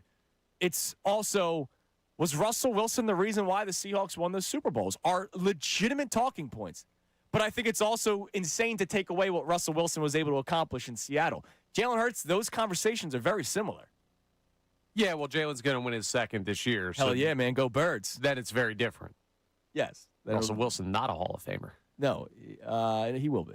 No, he won't. Yes, he will be. We'll continue this. Russell Wilson will be in the Hall of Fame. And we're saying the exact same thing about Jalen Hurts. If you think Jalen Hurts could continue his trajectory to the Hall of Fame, so can Russell Wilson. All right. By the way, he's now a member of the media, so that probably helps him a little bit. It could. I'm serious. Dude, I bet you they care about that stuff. Oh, he clearly shows his love for the sport of football, and that's why he's doing it. I mean, Eli Manning's on broadcasts of major games, and he didn't get in his first time. Yeah, because he's not a first-ballot Hall of Famer. I'm not saying Russell Wilson's a first-ballot Hall of Famer. Again, Bill Belichick didn't freaking get in the first time. That's something totally different. Yeah, that was stupid. All right, what do we have on the Davis on a text line? You can feel the Davis difference. Check him out in Burlington. I want to do this for you because you've been getting beat up. I got one person on my side? Yeah, you do. One. You have one person. Is it my mom or my dad? I don't know. There's no name on this text, so it could be either of them. What's the area code? 215. Nope, not mom or dad. Okay. They're 609ers. I agree with Chunas. Playoff runs are so much fun and bring out so much joy in people. 10 straight runs to a championship would be great joy. Not making the playoffs and possibly being irrelevant some years would be terrible. I'm glad that somebody's finally actually seeing the way I view life. You want to hear the 40 other texts on the other side? Yeah, I'm not one of those guys that says you need to agree with me, even though I'm right. Go ahead. Give me one of the texts that hate me. I would love to hear it. Andrew, you're in all caps crazy. Ask the Buffalo Bills fans how happy they were or are saying they went to 4 Super Bowls in a row and came home with 0 trophies. Yeah, and then let's see. Let me see something here. Bills Pro Football Reference. Let me see here. By the way, Josh Allen's in one squad. He's talked about like a god. Let me ask you something. Do you think Bills fans, if I were to ask them this, 1990 to 1993, 4 straight Super Bowl losses, you taking that season or 2009 through 2012? 6-10, 4-12, 6-10, 6-10, 6-10. I bet you they're taking the Super Bowl season. Yeah, dude, nobody's disagreeing with that. Yes, you are. No. What do you think the Bills fans think? Then you're not making the right argument because you're not saying good season or bad season. You're saying auto second place or maybe figure out if you can win or not. Either play the season or don't play the season. If you got the football season canceled today and Roger Goodell rolled into town and said, congrats, Eagles, you won the NFC, but you lost in the hypothetical Super Bowl, you'd be out on Broad Street. Yeah, I'd be celebrating. And I'd be like, where the hell's football? All right, let me ask you this. If you're a Bills fan, would you rather lose 4 straight Super Bowls or what they're currently going through? You run to Patrick Mahomes in the divisional round, you lose. I'd rather be losing in the Super Bowl. I want to go as far as possible every time. Oh, okay.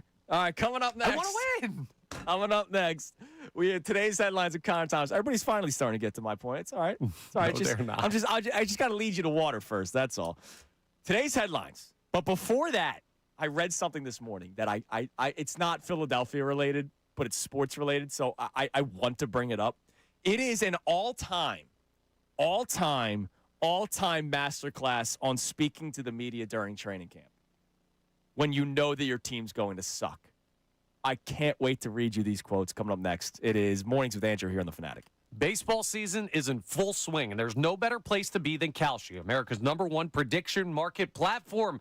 And we've got a chance for Philadelphia to continue a nice little winning streak. Well, a winning period. They've won 5 of their last 6 on the diamond, and Philadelphia is trading at a 67% chance to beat Toronto tonight, meaning a $100 trade pays out $145 if they win. And hey, you got wheels on the mound tonight?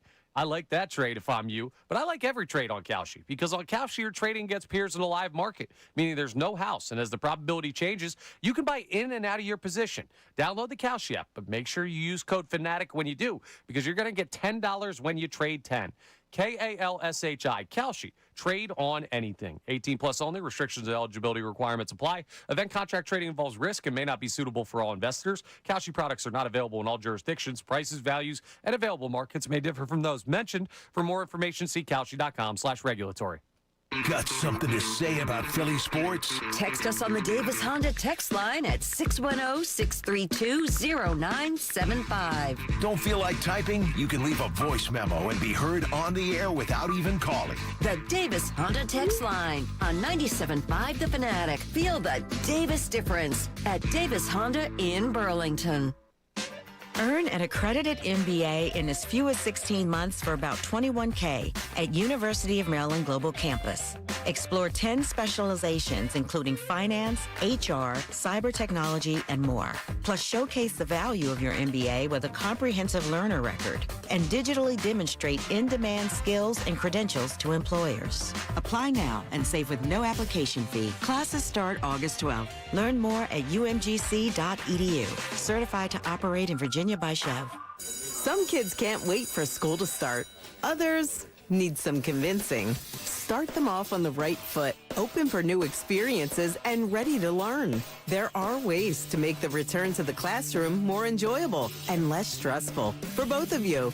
For tips that can make the return to school stress-free, visit 975thefanatic.com/caring. The Beasley Best Community of Caring is brought to you by Rand and Mike Spear, the accident lawyers. Call 1-800-90-LEGAL. Demand Rand. Big color, bigger savings. Sherwin-Williams Super Sale is here. Get 40% off paints and stains August 7th through the 13th with prices starting at $30.89. Whether you're refreshing your interior or exterior, we've got the colors to bring your vision to life. And with delivery, getting everything to your door is easier than ever. Shop online to have it delivered or visit your neighborhood Sherwin-Williams store. Retail sales only. Some exclusions apply. See store for details. Delivery available on qualifying orders. This is the story of the one who keeps multiple buildings running smoothly day after day. Plumbing that flows, HVAC that hums, cleaning supplies that keep surfaces sparkling. That's why she counts on Grainger. With easy reordering online and 24/7 support, Grainger helps her keep the products she needs on hand. So shelves stay stocked and buildings stay ready. Call 1-800-GRAINGER, click Grainger.com, or just stop by. Grainger, for the ones who get it done. When it's time to make a move, you don't bunt. You swing for the fences. So when you're ready to sell your car, truck, or SUV, make the smart play with GimmeTheVin.com. They'll give you a fast offer, and if they don't beat your CarMax or Carvana offer, they'll hand you $100. That's a guarantee I can get behind. Just enter your VIN or license plate online, and they'll even come pick up your vehicle. No stress, no games, just a great deal. Go to GimmeTheVin.com and see what your ride is worth. You know the rest. It's so easy you could do it in your underwear. The Fanatic Steal of the Week is back. Right now, get a $50 gift card to Two Stones Pub for just $25. With 5 locations across northern Delaware and southeastern PA, Two Stones Pub has been serving up delicious craft brews and amazing chef-driven menus since 2011. Whether it's Wednesday Wig Night or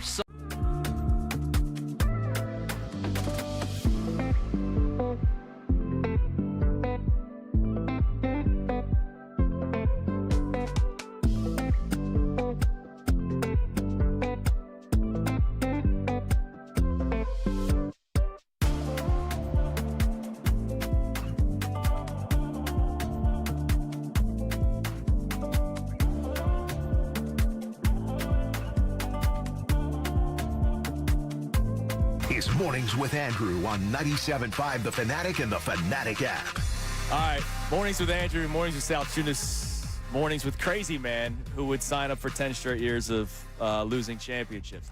I'm going to get Amy's thoughts on this to start the 8 o'clock hour. It is a Friday with Fadul, and Amy's already here. And so, Amy, you're going to be here for today's headlines, which I'm excited about. So thanks for coming a little bit early today. I appreciate that. I saw something this morning that I couldn't wait to read. And I had to find, like, the right time to do it. So today's headlines is usually when we bounce around a little bit. It's not, Philadelphia.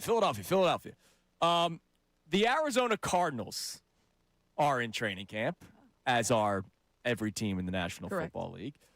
And Eric Williams, who covers the NFL, was in Glendale, Arizona for training camp. And he started asking the question of, like, nobody's really thinking much of you guys. That's always my favorite question. The expectations are low. By the way, they're so low that they have the worst odds to win the Super Bowl. So, like, they might be the worst team in football this year. So he sort of asked one of the players, Michael Wilson, who's a wide receiver who's been with the team for a couple of years, like, what do you think about all this? And his quote was, the Cardinals have always not gotten a lot of respect. Since I've been here, we've never been a team that people thought were going to win a bunch of games, but it is what it is. Truthfully, we really don't care because in week 1, we've got to play the Chargers. The following week, we play Seattle, and the next week, we have to play San Francisco. So none of that matters. It's all just optics and fluff to us. All right, good answer. Yep. This, though. Tough out of the gates. This is a great veteran answer from Jacoby Brissett. Yeah, well, there we go. So Jacoby Brissett, if you guys haven't been following the storyline of the Arizona Cardinals, I don't blame you. Jacoby Brissett did a hold-in for a little bit. He held out, but the new term is hold-in. Which is amazing, by the way. You're Jacoby freaking Brissett. Jacoby Brissett, and you're holding in. Like, I'm going to show up, but I'm not going to be happy about it. Yeah, you're the starting quarterback of a team that will probably win 2 games, and you're asking for more money. This is what Brissett had to say. This is I actually respect him for this. This is a great, I need to be politically correct response.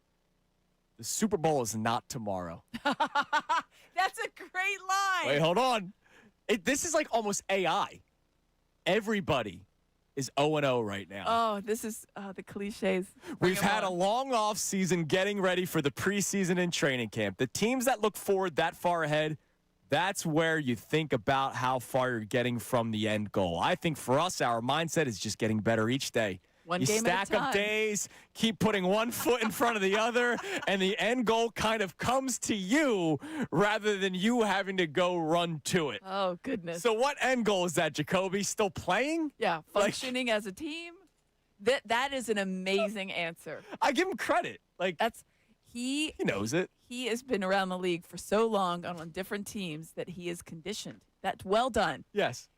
Every media person that worked with him, every PR person that worked with him, media relations, whatever, kudos. Yeah, You guys did it. they deserve a raise. You I mean, did it's it. unbelievable because That's they're a- going to stink. He knows that they're going to stink. But he says everybody's 0-0 right now. Keep the main thing the main Damn thing. right.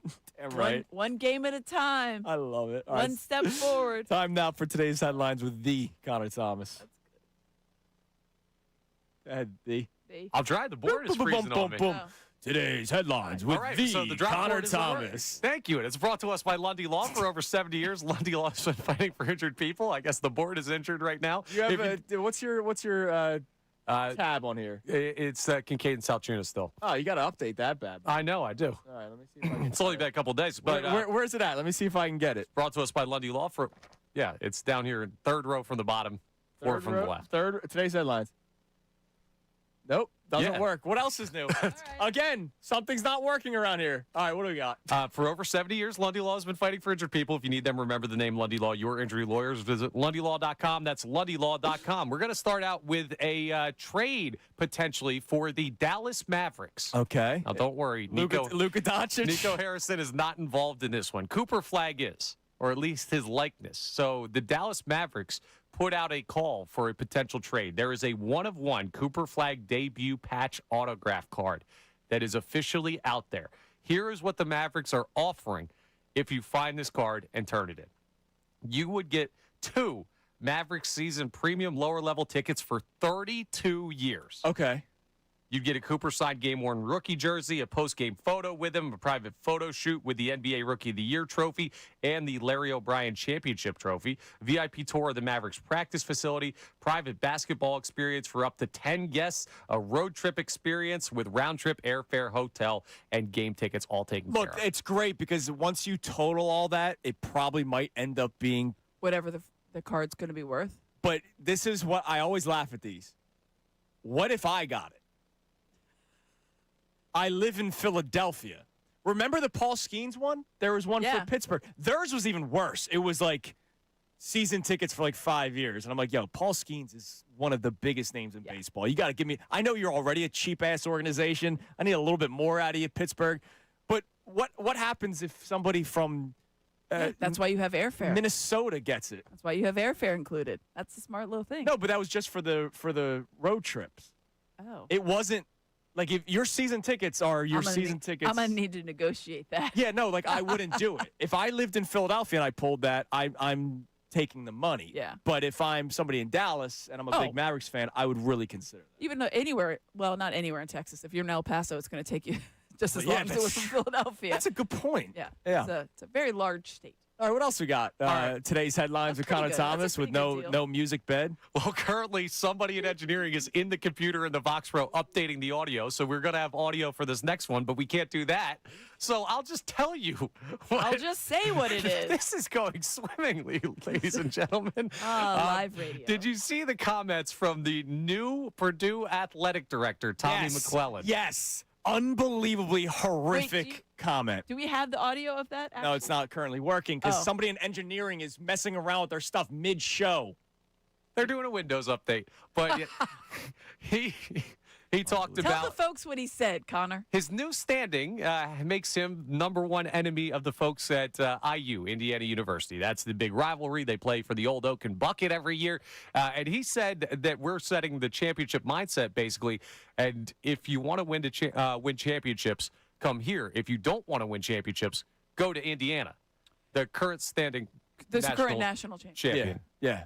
They won the national championship game. If you don't want to 7 win months ago. championships, go to Indiana. Like that's an insane thing. I get Which I it. believe is still projected like a Yeah. number 3? They're up there. Yeah. I bet you that guy wrote that line down. He thought he was and said, really... "This is going to hit." Because, like, honestly, college football in these big places, it's so based on like firing up your fan bases and whatever. So, like in Kentucky, it's like, oh, Louisville L's down or whatever, and then vice versa. Tennessee, Alabama, Auburn, they all have these like rivalries. But you can't say that against the current national. You can't say if you don't want to win championships, you go to a place that currently has the championship. Even if it was 5 years ago. And an improbable one, by the way. Yes. But, like, they're currently the national champs. You just saw them win, and they rolled. Yeah, you can't say Laughable. that. I would not go there. Yeah. No, I would transfer like, to Indiana. Fans, I'm like, come on, man. All right. Bruh. Yeah. You got one more for us? I do. In And this extremely awkward segment? It's Yes. so quiet. I do, and I'm glad Amy's here for this one because we talked about this guy earlier on in the week. But Jeffrey Yan made his major league debut. That is this. I can't imagine how many times he's going to get a home run pimped on him. He has to. And my question is because people are big mad. If you're not familiar with him, I don't know, you couldn't be if you're a sports fan. People are mad. He's- Lighten up. Okay, we got to talk about that in a second. But he does the jumping split strikeout celebration. He did it at the major league level. I get why people are mad. He looks like a crazy person. My question is, how long is he going to be able to get away with this before somebody goes after him? And what team is he on? He is on the New York Mets. There you go. Yeah, I hate the Mets, but whatever. They'll let it go. They're like, oh, that's fun. Oh yeah, Ooh, Timmy look at Trumpets. this. They'll Well, Timmy Trumpet backed it up. This guy is a reliever, so he comes in for like maybe a strikeout. Yeah, they'll and start jumps having 7 Mr. and feet Mrs. in Met do it. They'll jump up and down after every I'm strikeout. like, oh yeah, because they did the grimace and all. Yeah. Like, they're absolutely going to lean into this. It's just nonsense. He's a dude that's 29 years old, made his major league debut, and jumps up in the air as Hey, if go he's for him. winning the World Series. Good for him. See, I can't Every believe you're, strikeout. you're pro this. I think it's fine. I like that baseball's lightening up a lot more recently. Bat flips I like. This is a little ridiculous. It's like a guy hitting a home So you're run. only bat flip, but not pitcher flip. No, I can pitcher flip. I want the pitcher to start throwing their glove up. I like Timmy Trumpet. I like the whole like vibe. A strikeout in the 6th to have this reaction is odd to me. Yeah, I got you. It's very him and only him and not for the sake of the team. But, You can whatever. flip a bat. If a hitter hit a home run down like 7 and then lit up a cigarette and, like, I don't know. I'd respect it. Crawled his way around the bases. Like, we're doing too much. I'd respect it, Yeah, man. we're I'd doing too much. respect it. Doing too much. All right, good job, Connor, despite our technical difficulties there. That was certainly one of the headlines of all time. All right, coming up next, Amy in studio, as you already know. We'll reset all our topics today, all right? Why does it mean more here than other places? What matters to her when we talk about this means something to me? What matters to her? Also, the big question is, do we take having all these star players for granted? We'll get into that, and I got to get Amy's thoughts on the championship conversation that we've been having this morning here on 97.5 The Fanatic. Now on 97.5 The Fanatic Sports Update. A balanced night for the offense. I'm Connor Thomas. The Phillies took the game and the series from the Nationals with a 73 win last night. Christopher Sanchez, solid night on the mound. He notched his 15th win of the year. That's more than solid, but only went 5 innings, 2 runs. That's fine. That gets the job done. And what definitely gets the job done is every Philly starter having a hit in the game. It was a very balanced effort from the offense as well. The Blue Jays come to town tonight for the next series at the Bank. First pitch is at 6:40 p.m. Zach Wheeler faces Jose Soriano. It's also Chase Utley Phillies Wall of Fame induction night. So a great chance to relive some of that in memory time. Jaylen Brown met with the media for the first time as Sixer in his introductory press conference yesterday afternoon. Talked about all the right things, focusing on winning over scoring, focusing on doing things on the court rather than just looking at how the team looks on paper. We'll find out what on paper the Sixers have ahead of them as the NBA schedule is expected to be released next week. The Eagles are still rolling through training camp. Nick Sirianni will meet with the media coming up at 9:40 this morning. And the Union fell to Cruz Azul 1-0 last night in Leagues Cup group play. As you heard, Amy Fadul in studio with us for the rest of the show. This update is brought to you by the New Jersey Department of Health. Public health works behind the scenes, building a healthier future for everyone. One mission working for you. Learn more at nj.gov/health.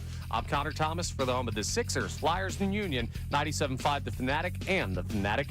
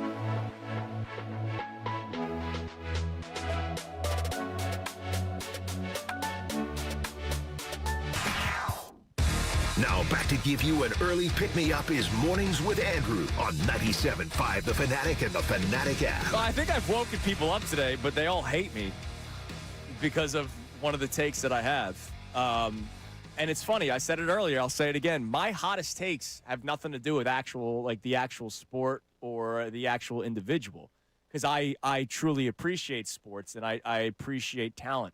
I don't look to hate. I don't like, oh, I'm a Jordan guy, so I'm going to hate LeBron. Like, I don't get that kind of stuff. That's just not how I view life. But all my hottest takes are about everything else. Sports, movies. I said The Sopranos is one of the most overrated television shows in the history of the world. That got me in some hot water a couple of years ago. So, Amy, you were already in studio for today's headlines, but I want to welcome you in officially. Good morning. Thanks for coming in today. Hi. I want to run this one by you before we get to the main topics of today. This was something that came up yesterday. Yesterday was debate day where people were sending in questions, and one of the debates was, would you rather go to the Super Bowl for the Eagles or go to Game 7 of the World Series for the Phillies? And I said the World Series because I think the in-stadium experience for baseball is far 100%. better than football. I wouldn't turn down a Super Bowl ticket. But You would. the World Series one, far better experience. And then somehow it came up where I was like, by the way, like, I would take losing 10 straight championships if it means my team's there. And Connor and DeCecco looked at me like I was a maniac. And so far this morning, except for one person on the text line, I've been perceived as a crazy lunatic. Your thoughts? Walk me through that. So you would give up 10 straight, you would have 10 straight Eagles losing seasons in order to get a Phillies World Series? No. If somebody told me right now, hey, your team is going to go to 10 straight championships, 10 And straight lose. Super Bowls, World Series, whatever. Oh, whatever but they're going to lose, I would still sign up for it. That's tough. Oh, that's tough. And I mean, everybody brings up the Bills. How do you think Bills fans feel? And they then feel I'll great. say, Those people love it. They love their team. I like going to the championship. Yeah. And yes, it would suck to lose. 10 years is a long time. That would be really But that's tough. 10 straight, whether it's NFC championship games that you win or World Imagine or NLCS. The crushing hope every year. Yeah, it would suck. Every year. And then the next year, hope springs eternal. Just to put the anvil like right down on you. But you know what's better than that? Tommy Joseph and 10 straight years of not making the playoffs. Yeah, so I think we're coming from a different place here than like, I don't know, like a team that's actually like, the Bills are a good example, I guess, because that was what, the 90s that they had all those. Yeah.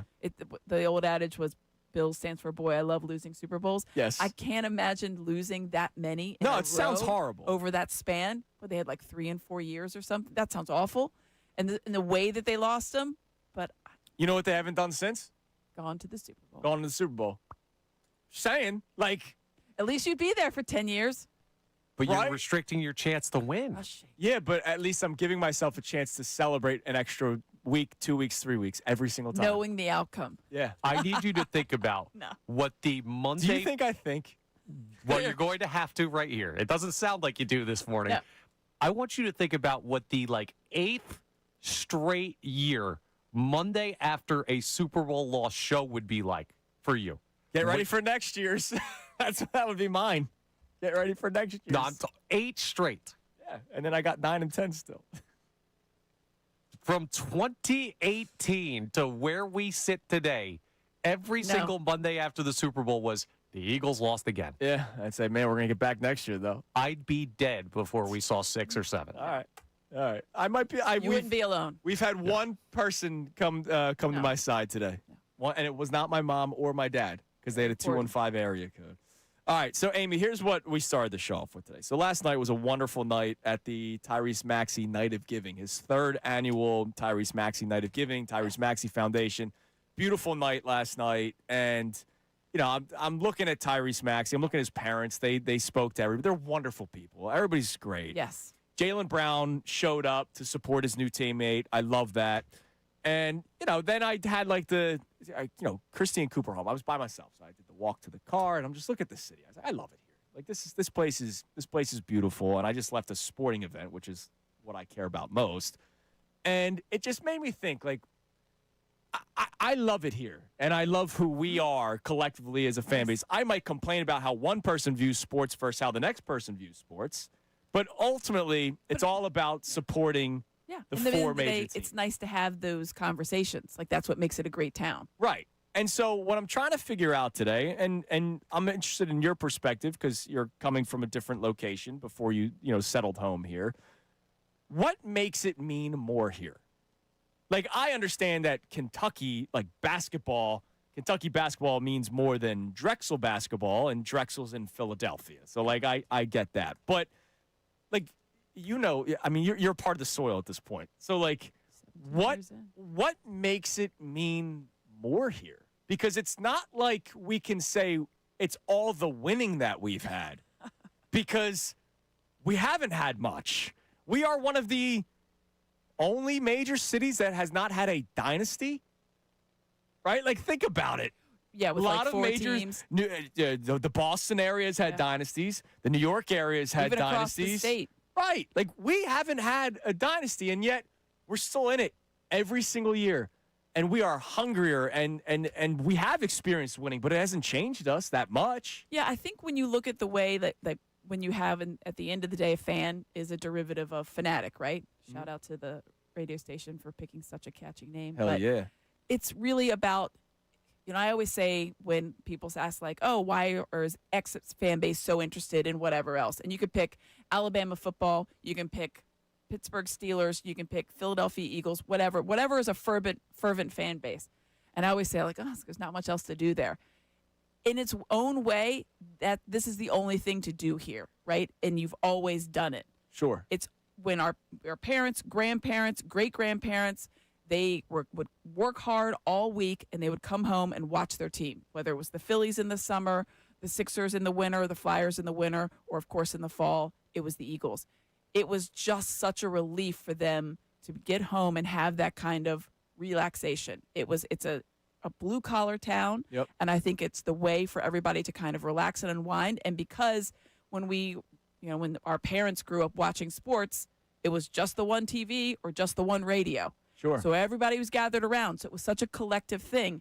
And sometimes my mother-in-law's from South Philly, sometimes on the block, there would have only been one or two televisions or for her grandparents, for her, street. And sometimes they put it in the window for people to be able to watch. Yeah. So then you'd have the real collectiveness. And it's a really big town of small neighborhoods. Yeah. And I think that adds to it. So there's a real sense of community with sports here. It's what makes it such a great sports town. You mentioned Boston. Chicago's the only, those are two that really only rival the level of respect and just real passion. People will say oh, New York, no. And I know that people crush me for it. I think New York's an okay sports town. I think there's just too many different people from different areas to really. Right. I don't go around. I'm in Williamsburg and Brooklyn, and I ask how hey, what do you think the Giants are going to do? I'm going to get a blank face. Yeah. People are going to be like, oh, sure. Saquon's going to be really good for them right? this year. You know what I mean? They'll be like, who's their quarterback? That would never happen. I can be anywhere from Southwest Philly to Northern Libs to Bucks County. And if I say Sean Mannion, they're going to know exactly who I'm talking about. And how they're going old to talk he is, about everything. This motion offense. They're going to know every aspect. It's because the way that we really absorb and just consume everything. I think it's because it's the respite for everyday life, and that it comes from the way that Philadelphia was founded and based. It's a blue-collar town, and I think it's one of those things that's that was our relaxation time. and everybody did it because that's what our parents did. Even though half the time it wasn't relaxing because we were yelling at the TV and freaking out. And it's so funny, like I think a lot of people outside got a glimpse at it, and I know it was a movie, but I think it was an accurate portrayal of a lot of it. Was the Silver Linings Playbook. Everyone knew his character. They knew De Niro's character. Did, yeah. It might not be in your family. It might not be a friend of yours, but you knew someone like that, and you've been around someone like that, and you've been around those tailgates like that. We've all seen it. And I was like, that's pretty accurate. Like, yeah, it was an extreme version, but you know that guy. He exists. He's not a one-off. He's not a cartoon. He's a real person. And there's a good chance you're going to see him at the next game. Yeah, absolutely. So we'll check the Davis on the text line here in a second, 610-632-0975. The other thing that I want to get into is, whether or not we take what we have right now for granted. So Jaylen Brown yesterday, let's play cut 4 there, Connor. Jaylen Brown. I'd love to, but it's not working. Okay. Yeah, the computer's updating, and it currently says you're 0% updated. That's awesome. All right, so I'll paraphrase what Jaylen Brown said. Jaylen Brown was talking about the communication process that they're already having, and he started talking about the group chat. Yes. And he said, yeah, LeBron's really active in it, and Tyrese and Joel. And I'm going, oh, my God, there's a group chat of LeBron James, Tyrese Maxey, Jaylen Brown, Joel Embiid. And it's not because they're friends. It's because they're on the same team. They're on the same team. Like, that's freaking insane to me, Amy. And so this morning, I really wanted to put pen to paper, literally pen to paper, and I forget how many takes I had to do because I tried ordering it, and people ripped me for my order, whatever. It doesn't matter. The stars in this city, from top to bottom. And stars isn't just talent. It's also, like, bigness of who they are. Right. And LeBron's number one, and there's no debating it because people who don't watch sports know who LeBron James is. But if you think about it, this city has LeBron James, Bryce Harper, Jalen Hurts, Saquon Barkley, Cooper DeJean, Jaylen Brown, Joel Embiid, Tyrese Maxey, Kyle Schwarber, Devontae Smith, Christopher Sanchez, Zach Wheeler, Lane Johnson, Quinyon Mitchell, maybe on the back end of their careers, JT Realmuto, Trey Turner, Joe Duran, Jalen Carter, VJ Edgecombe, Porter Martone, some budding stars. Mm-hmm. I just rattled off almost 20 names that on a given night, because of the way the sports calendar works, I get to watch a superstar. Mm-hmm. And it's not just, hey, is Bryce Harper elite? It's, look, that's Bryce Harper. It's a Hall of Famer. Like, You're watching a Hall of Famer Harper in your uniform. LeBron James is not coming here as the 30 and 15 and 12 guy. It's, hey, he's going to be a point guard, but it's LeBron James. Like, I get to say LeBron James plays for the Philadelphia 76ers. Mm-hmm. To me, and we'll check the poll today here, does that work? Is the poll working? Well, Dr. Avi Donapel makes sure it always does. Thank you, Dr. Avi Donapel and the team at Iron Mountain Men's Health. I asked the question, does this matter to people, having all these stars? Because for me, I do like to step back and not think about expectations sometimes. It's always about a championship, especially now with the Sixers. The second LeBron James signed here, what did we say? Championship. The Phillies, we're talking about championship window. The Eagles, we're talking about getting back to another Super Bowl. The Flyers, we're talking about building toward a Stanley Cup, a Stanley Cup Finals team. And so we asked the question, hey, does that mean something to you? What do we got as the poll results? And then I'm curious what Amy has to say. Does having star players in this city mean something to you? 4 options here. Yes, if they're winning. Yes, nightly entertainment. Yes, name power. Or no, it does not matter. 67% are saying yes if they are winning. 16% saying nightly entertainment. 10% saying it doesn't matter. Only 7% saying name power. I obviously want them to win, but I voted nightly entertainment. I know that every night I have these individuals that I can watch. Yeah, I think when you're in it, it's hard right now because you're in it with one team and you're thinking like, yeah, the big names are great, but they're not performing to the level. So I think that you can get a little skewed at that. But yeah, at the end of the day, especially for a season as long as these seasons are, 82 games, 162 games, like these are just incredibly long seasons. Yeah. I would rather watch at least a team that is loaded with people that are amazing talents, right? Like it's just, you're looking at Hall of Famers, you're looking at all-time players.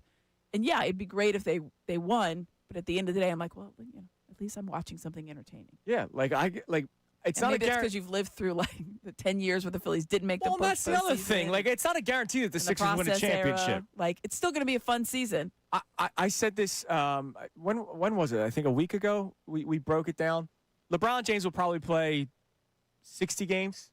That's what he played last year. So let's just say 60 games in both regular seasons. That's 120 games. And then hopefully however many playoff games you want to throw out there, right?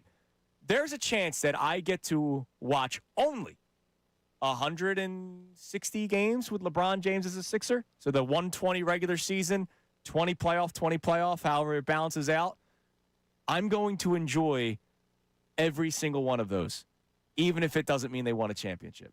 I mean, that's obviously the icing on the cake. And we all know at the end of the day, you're going for the championship. That is what you play the game for. That's why this team is assembled the way it is. Right. But to not enjoy the ride, I don't understand that. I know it's hard. Don't get me wrong. Like this Phillies team. Let's use this Phillies team for example. Yeah, I think that's maybe a better because we're in it. The ride doesn't seem to end, right? Like it's well, just. And we've been on the ride before. Yeah, this is a new ride for the loop. Sixers. Yeah, this is the new ride for the Sixers. But like 2 years ago, like I was enjoying the ride. 3 years, I still like putting on a ball game now, and just watching without thinking about. Like I'm going Sunday with my wife. I'm excited to go on a date. Yeah, you're not watching the game thinking, well, they're not going to do anything in October. You know what I mean? I don't think that you actively do that. Some people do. I think people think about that at the end of the game.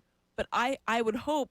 You're right. People probably do. Like, they'll see somebody strike out and think, well, he can't do that in October. Like, I don't know. I think that there's an appreciation for watching it for what it is at the moment and living in that moment and then thinking about what it could mean later. Yeah. And it's August. What's Sunday's date is August 9th. I'll be at the game with my wife. The game August 9th will have like 0.001% effect on what happens in October. Right. Kyle Schwarber could hit 4 home runs in that game. Yep. And then go 0 for 30 in the playoffs. Or Kyle Schwarber could go 0 for 5. And then in game 1 of the playoffs hit 2 home runs.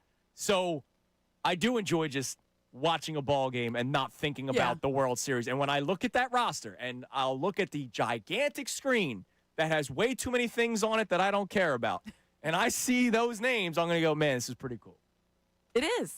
There's definitely like that the idea of you want them to be performing well and hitting their stride at the right time. But when you're in the moment watching it and Kyle Schwarber hits one of those monster home runs, you enjoy the heck out of that. Yeah, your that's inner the point child of it. comes out of Like, you. Yes, and you're high-fiving strangers and you're standing up. Like, that's the idea. In that moment, you're not thinking, hope he does that in October. Like, you're enjoying it.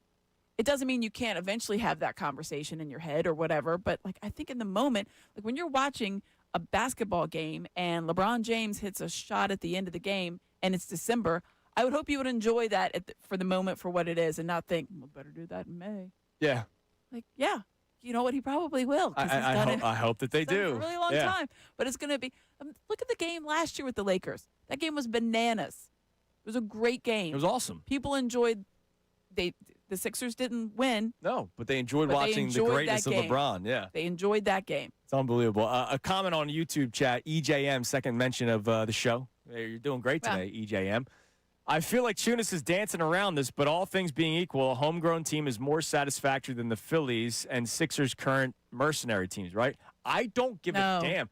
Connor, you can answer EJM for me. Have I ever danced around not giving a damn about homegrown versus bought? No, dude. You don't even like homegrown. You say every prospect, send them to Siberia. Yes, I would trade every prospect in the world. I don't give a damn how it's built. Like, think about it. I get what you're saying. Like, the Phillies in 2008 winning that World Series with the guys that you grew up with and the guys that you watched for many years, I get it. Like, the continuity, I understand that. But I also would have loved watching them win in 2011 when they traded for Roy Halladay or bought Cliff Lee. You know, like, I still would have celebrated that. If the Sixers win the championship this year, if you've been listening to me for a second over the last 12 years on 97.5 The Fanatic, dude, I will cry. And it will have nothing to do with Tyrese Maxey winning the championship because he's the homegrown talent. Or VJ. It'll be the Sixers won the championship. And yes, they signed LeBron James and traded for Jaylen Brown as a part of it. It does not matter to me at all how it's done as long as they win. Yeah, I think that comes from like the Dodgers conversations and the Yankees back in the day. I don't think anybody cares. You guys like Super Bowl 52? I did enjoy it, yes. Wasn't that half of that roster free agents? Yep. And that's why they sucked a couple years after that? Yeah, because they all left. Because they all left. Like, yeah, you had some guys that were drafted on that team, but Super Bowl 52, we still talk about that being the greatest day of our lives. It's not a realistic thing to think you're going to have a team that's completely founded upon your draft picks. And all the moves that are made are still making them part of the homegrownness. Now, Phillies are different because you have the direct pipeline. It's not just with the NFL and every other sport. It would just be drafts, right? This one, you draft them and they come up through your system and you feel a certain amount of ownership. I could care. The same thing could be said in college. Like, okay, so I went to Kentucky. Mm-hmm. They have a lot of guys like everybody else where it's just a one and done, and that's everyone now because they're all mercenaries and going all over, and everybody's never been there before. And they're not all from Kentucky either. No, I don't care. I don't care if they're transferring from Duke, Louisville, UNC, Tennessee, St. Mary's Teachers College of the Blind. Don't care. Yeah. Win a championship, fun, enjoy, let's go. Will I never see some of those kids again? Also fine. But there's going to be people in that fan base, like there's people in all fan bases, and be like, well, it doesn't mean the same. The banner still will hang. Yeah. The parade will still happen. That's all I care about, man. Who cares? Yep. Now, by the way, EJM follows up again saying, I'm new here. Guilty. Well, welcome. Oh, thank you for being a part of the show. We appreciate That's you. Another hashtag make the switch, I would like to assume. That's like the second one we've referenced on YouTube this week. I think there is a certain amount of joy that you can take in. Like you said, 08. And if it was a Phillies team that was all on, and honestly, I think you could include Bryce Harper because he's been here for so long at this point, not as homegrown, but he's put in the work and been here for some of the losing seasons to make it pay off. It would be great if it was all these draft picks and Justin Crawford is the guy that wins the game. Yes, but that's not a realistic view of how things are. It does make it sweeter. It doesn't make it any less fun to win a championship with dudes that got there 5 minutes ago. I'm drinking beers regardless. All right, coming up next. Speaking of football and speaking of free agents and acquiring players, Howie Roseman and Saquon Barkley changed the NFL. We'll tell you what about next here on The Fanatic.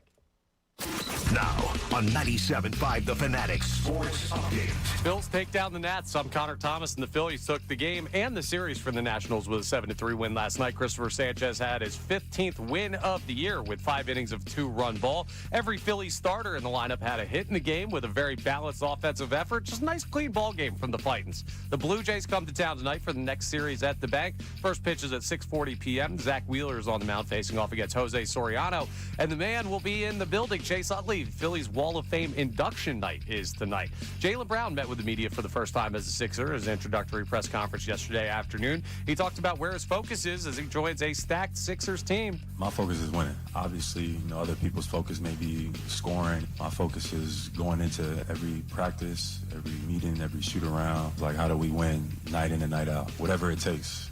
Well, first it's going to take a schedule to come out. The NBA schedule is expected to be released next week. The Eagles are still rolling through training camp. Nick Sirianni meets with the media this morning at 9:40. The Union fell to Cruz Azul 1-0 last night in Leagues Cup group play. And Amy Fadul will be with us for the rest of the morning show. This update is brought to you by the Makem Group. They support contractors with one of the largest PVF inventories. From pipe, valve, and fittings to trusted brands, count on the Makem Group to help you stay on schedule. Visit MakemGroup.com today. I'm Connor Thomas for the home of the Sixers, Flyers, and the Union. 97.5 The Fanatic and The Fanatic.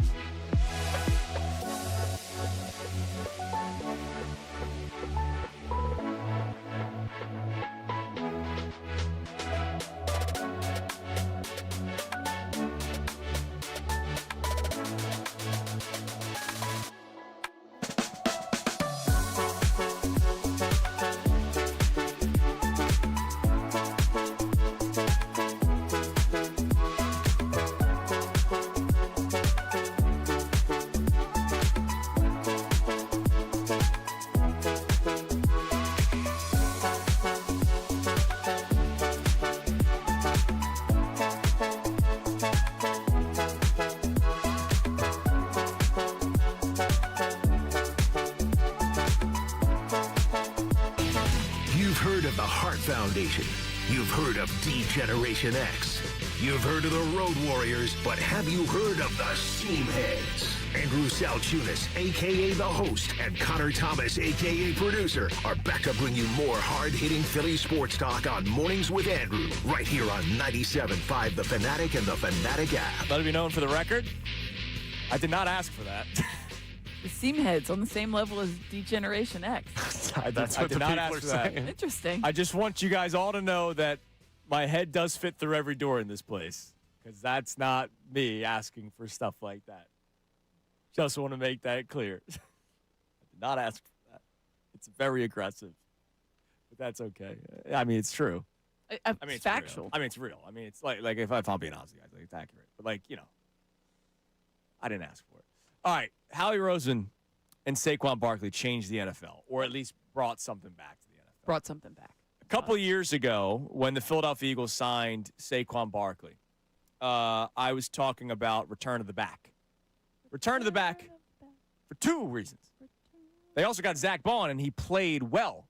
So you had a running back, and you had a linebacker, and it was back. Like they valued those positions again. Because remember, those two positions were not valued for the Eagles for a very, very long time. So the Eagles signed Saquon Barkley a couple years ago, and when it first happened, I was like, let's go. But leading up to it, I was like, I probably wouldn't pay him that money. Right, because at that point, where the running back position was valued in the league was pretty low. Yeah. Everybody just thought, oh, you don't need an elite back. It's not going to help your team. Yeah, you can win. You need a functioning running back. And part of it is, look at the two dynasties, right? The Kansas City Chiefs won with, Isaiah Pacheco and Kareem Hunt and other backs like that. We know what Tom Brady was able to win with James White. And, it was like back you need a serviceable running back. Keith Falk, right? Like it was like so many guys, right? Yeah. So Saquon Barkley signs with the Philadelphia Eagles and was the highest paid running back in the NFL. And they won. And he was the main reason, still, don't rewrite history, the main reason why the Philadelphia Eagles were as dominant as they were during the regular season. Jalen Hurts was the best player on offense for the NFC title game in the Super Bowl. But Saquon Barkley, let's not rewrite history, was the reason why you got to the playoffs. Yeah. Saquon Barkley is no longer the highest paid running back in the NFL because you have other guys that are getting paid. Bijan Robinson got his monster contract.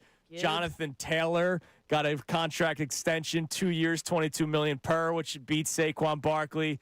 And then, of course, Jahmyr Gibbs yesterday as well getting paid. He's now the highest paid running back in the NFL. And earlier this week, we had Shefty on, and I was like, Adam, are we just in a time in football where the next contract's always the biggest contract, depending on the position? And he said something to the extent of, well, the Lions aren't waiting, or Jahmyr Gibbs' camp isn't waiting to be the highest paid running back. I think they may have been waiting to see if he'd be the highest paid running back because Bijan Robinson gets his deal on Tuesday, and 2 days later, Jahmyr Gibbs gets his, and it's more than Robinson's. So, yes, there is an ego thing to a lot of these athletes wanting to be the highest paid player. But that's neither here nor there. That's a whole other conversation. Saquon Barkley and Howie Roseman changed the way this league is now going to view running backs. I still think it's stupid for teams to draft running backs high. Yeah. Like I think the Arizona Cardinals, who we already just talked about them earlier today, Jacoby Brissett saying we're 0-0. Every team is 0-0 right now. You might be 0-17. Like there's a chance that you do that because they're so bad. Your first-round pick was a running back who's not going to have an offensive line to block for him, just like Ashton Genty didn't have an offensive line to block for him. By the way, Saquon Barkley is better here than he was with the New York Giants because he's got an offensive line to block for him. Rebuilding teams should not draft running backs. They never should.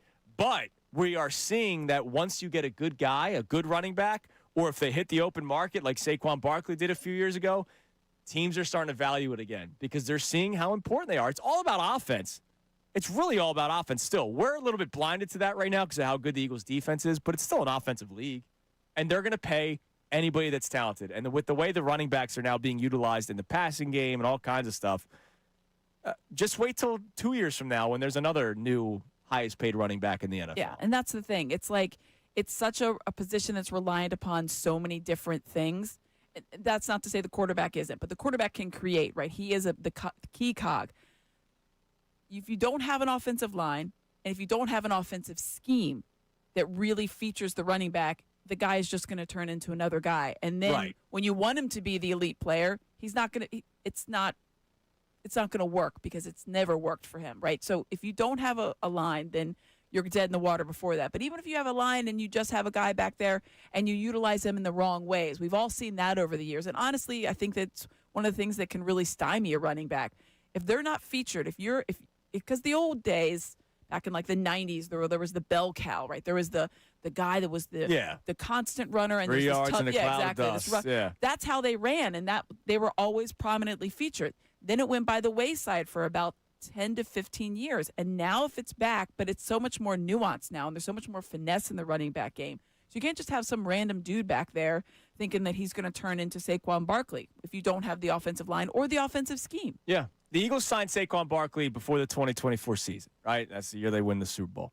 I have the top 10 highest paid running backs from 2022. All right, so 4 years ago. Okay. So I'm not saying back in the 90s. Yeah.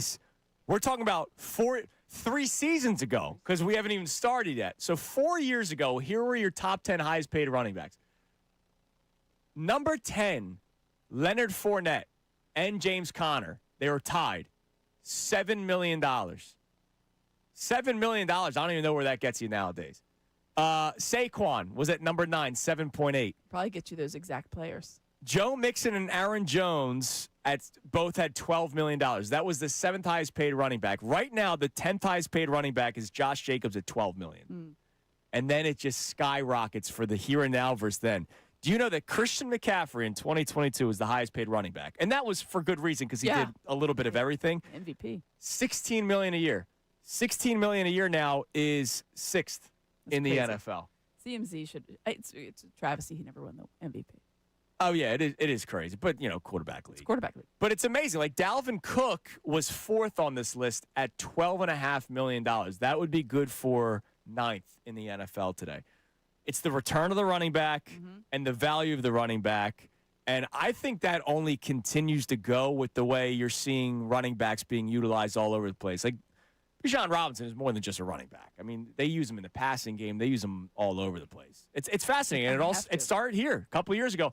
And that's the beauty of sports, because in football, the reason why Howie Roseman was so smart and ahead of everybody else, defenses got smaller because they needed to keep up with all the wide receivers that were all over the place, the dual threat quarterbacks. Everybody was faster and smaller. And then the Eagles said, all right, well, then we'll get bigger. Yep. And that's what won them the Super Bowl. All right, what do we have on the Davis Honda text line, Connor? You can feel the Davis difference. Check them out in Burlington. We have people checking in on our earlier conversation about everything going on with the Philadelphia sports scene. Evan from Northeast Philly wanted to talk about the star conversation. We're the only city where a general manager is a star, and brings up Howie Roseman and how much we care. Yeah, I mean, we have all kinds of stars. That's really true, though. Mike and Delran, one of our callers, said, dude, we have a star member of security in Big Dom. Star GMs. Mike Gansey. Oh, yeah.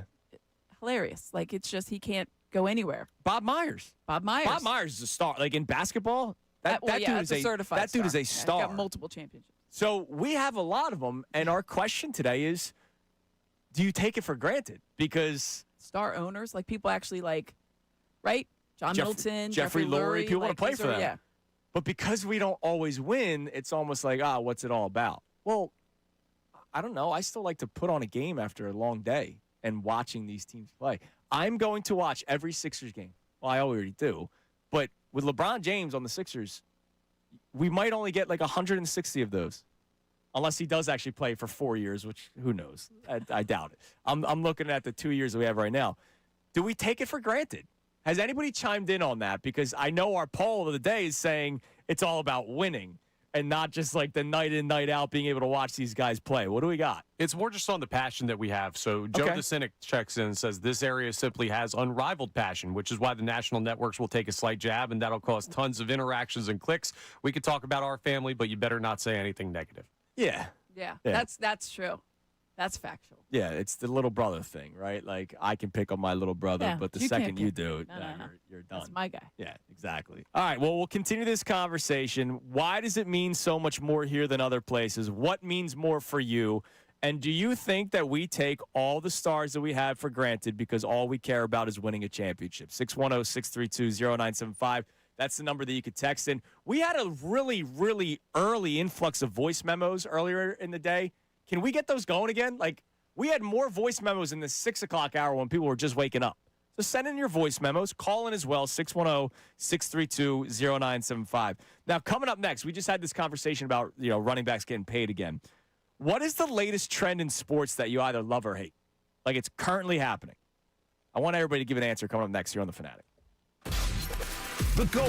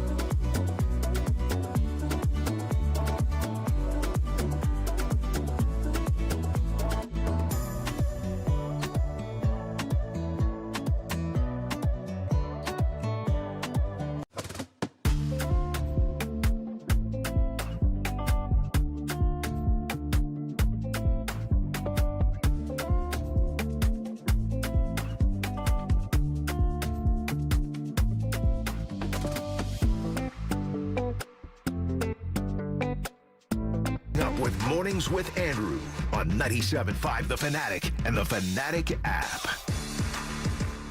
It is 8:47 here on Mornings with Andrew. Mornings with Andrew. Theme heads. Yeah. Theme heads with Connor. 10 days from now will be the start of the new show. Excited for that. Mornings with Marks and Salciunas. That's August 17th. August 17th. Can't wait. 6 o'clock in the morning. That doesn't change for me. No. Connor gets to sleep in a little bit. Must be nice. You know, John Kincaid's texted me yesterday. They're doing some announcement on the air yesterday. He's like, I'll get to sleep in. Like, you guys all like to rub that in, huh? Don't you? Hey, listen, man. Sleeping in. I just go where they tell me to go, but I like to sleep. It's all right. It's all right. By the way, I told the story earlier, Amy. Last night at the Tyrese Maxey Foundation, which was a beautiful night. And, Lovely. You know, He always does such a nice job. V, right? That's how it's pronounced. V-I-E. I believe so. It's either V or Vi. I couldn't really figure that out. I think it's V. Yeah. Pretty sure it's beautiful, beautiful venue, Lovely. all that kind of stuff. And you know, it's getting late. I got to get up at 4 o'clock in the morning. I found the perfect time to leave.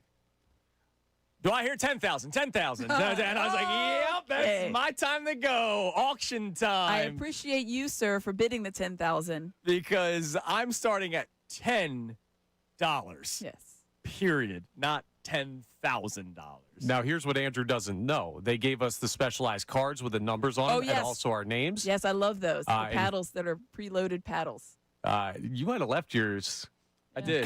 Go check your bank statement next time it comes out, because Connor might have been getting a little fast and loose with your card. Did we win something? You're the proud new owner of a Jason Tatum signed jersey. Let's go. That was actually like great. a really high dollar item. It Yeah. went for like $900. Did it really? Yeah. Congrats, Andrew. Was Jalen there for that part? I told him to mail it to you.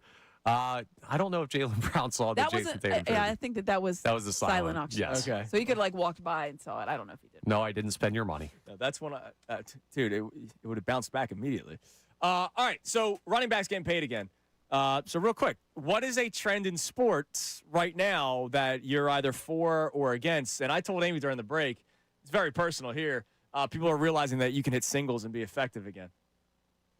What a concept. I love it because I get hitting the ball. And I putting get it in crap play. from stat nerds all the time. No, this is why you got to have Kyle Schwarber lead off, and this is why you got to do this, and this is why you got to do that.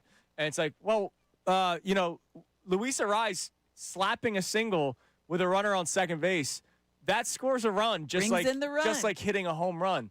So I'm glad that we're starting to realize that. And oh, by the way, we're realizing that there are teams built that way, like the Milwaukee Brewers, who are Absolutely. the best team in the National League record-wise. And have been built that way for a while. They don't mash home runs. They play baseball. And I There's a lot of teams that like, I get it. We have Kyle Schwarber, ball go boom. We have had Nick Castellanos. You know, I apologize for what I said as Castellanos rips one to left field. I know that we had players that were mashers. We literally the Broad Street Bombers, like that's a T-shirt that you can find on the Jersey Shore. I get it. But you know what? I also enjoy scoring runs. It doesn't matter how it's done. Yeah, there's something just about being, and you could go look at the team out west. They hit home runs, but they also hit singles. Yes. Freddie Freeman is not a masher, right? No. Mookie Betts isn't a masher. Those guys will hit home runs. Yeah. They're not going to hit 50 on repeat all the time. Their team is built on just being a really consistent ball club. Yeah. And I think there's something. Luis Ariz is a really consistent hitter. Look, you need power hitters. You do. We've been complaining it's always about going to be in this place. the right-handed bat in this lineup. Power in the outfield. They have a right-handed singles hitter in Alec Boehm. Like, they have that. But, like, you do need pop. But the lefties were all mashers. Yeah. Kyle Schwarber tries to hit home runs every single time. Bryce Harper's always trying to play hero. They needed somebody that could just put the ball in play. The ball. Hit the ball. Hit the ball. And that's what they got right now. The Milwaukee Brewers, their home run leader right now is Jake Bauers with 20. There you go. Bryce Terang is 16. Churio is 15. William Contreras has the fourth most home runs on the team with 11. Everybody else is single What are their digits. batting averages, too? They're all hitting, let's see here. I got to see the amount of games played because I hate that they do Oh, this. yeah, because sometimes it'll. Churio's hitting 277. Bowers is hitting 270. Contreras is hitting 270. Yep. Terang's hitting 266, which that doesn't sound great. Do they have but- anybody's batting 210 or 214 or 220? The worst batting average of what seems to be a somewhat everyday player Christian Yelich with 78 games played is hitting 231, not 210. There you go. Hitting still matters. What about a trend for you guys? Amy, Connor, whoever wants to go first. Amy, you gave me. Go ahead, Amy, because you gave a great one. So I think this one, and it made me think of it because of what Arise has done and kind of bringing back the idea of hitting singles is good business. Just hitting the ball. The mid-range game for me in the NBA is a really nice trend. It went away for a long while. Yeah, because Daryl Morey wanted it to go away. And Sixers were not immune to that, but because everybody was like, we need Steph Curry. We got to have it. If it's not a three, it's not for me. Either you went right to the rack or you shot a three. And the art of the mid-range was really lost, I think, for the better part of a decade. Oh, yeah. And it was like, if you were a mid-range player, you were not a viable NBA player. Jahlil Okafor, leave. Yeah. Well, Jahlil Okafor he didn't really have the mid-range. He just had like that really true old-school center. Yeah, if he played in the 90s, he would have been unbelievable, yeah. But I feel like even and this is a four-letter word sometimes, but Tobias Harris had a really nice mid-range game. Yeah. And I think that's something that was not valued. Now, he wasn't valued because he also didn't score any points in the mid-range at times. Stop it. Assassin score. That's what Daddy called him. But I see a guy like Jaylen Brown, even this past year, I think VJ had some good mid-range. Joel has been known to work the mid-range. I think it's a really one of the nice, most efficient mid-range scorers in the history of the sport. I think it's a really nice kind of cushion where you can work in that just outside the paint area, the little fadeaways, the Dirk Nowitzki fade. I love the mid-range game. Yep. I know it's not as flashy as a three or a dunk, but it's efficient. But it's coming back. I like it too. Connor? This is an NFL trend. I love how much coaches are going for it. Fourth down, goal line situations, chance to take a field goal. Nah, we're going to send the offense back out there. I love that. Maybe that's the Madden kid in me. I don't know if it's actually good analytically or not, but I don't care how they defend it. Well, analytically, they always say go. Yeah. Anytime you watch a game, they have the thing that percentage pops chances. up. Yeah, and it's always go for it. But I just love it because that's more football to me. I'm pro kicker. I am. I don't want this to be a complete anti-kicker thing, but they're kind of boring. And I'd really like to see you run plays and score more points. Now, the one trend of going for it that I hate is the going for two trend. Oh. I really don't like it because I think it hurts you more than it actually helps you. Look at Harbaugh, right? Harbaugh, that's all he wanted to do. So much so that Baltimore started hating John Harbaugh, right? Of all the coaches to hate, they started hating John Harbaugh. One of the things that I hate, and this is a trend, if you're up 6 after scoring the touchdown, there will be people that will say, well, let's go for 2 because then we're going to force them to go for 2. They never take into account, though, what if we don't get it? Right. Because if you don't get it, now that team just needs to kick the extra point. That's a good point because everybody always does the math of they get that. You have to do the backside math. You have to do the negative math. So when it doesn't happen, what kind of hole have you put yourself into if the other team, now you're down 6, all they have to do is kick the extra point? You have to really think about these things because you didn't convert on the 8. Doug Peterson. Now you have 6. Doug Peterson, I still remember it was toward the end. They scored a touchdown to make it a 9-point deficit. Extra point makes it a 1-score game. They went for 2 and didn't get it. And now you're down 9 with 4 minutes left, and you're like, well, you lost. There's a thing called a 4-minute offense for a reason. Even if they only take off 2 minutes, you only have 2 minutes to now score a touchdown, get the onside kick, and score again. And that's something that a lot of coaches believe in. They believe in cutting it from 9 to 7 instead of just taking the extra point and giving your team still a chance to win. That's one that I don't like. Mm-hmm. All right. Happy birthday. Thank you. To Jalen Hurts. Oh. Club Hurts founder, Sean Brace, wanted to let the people know that it is Jalen Hurts' birthday. I can only imagine what's going on today at 10 o'clock.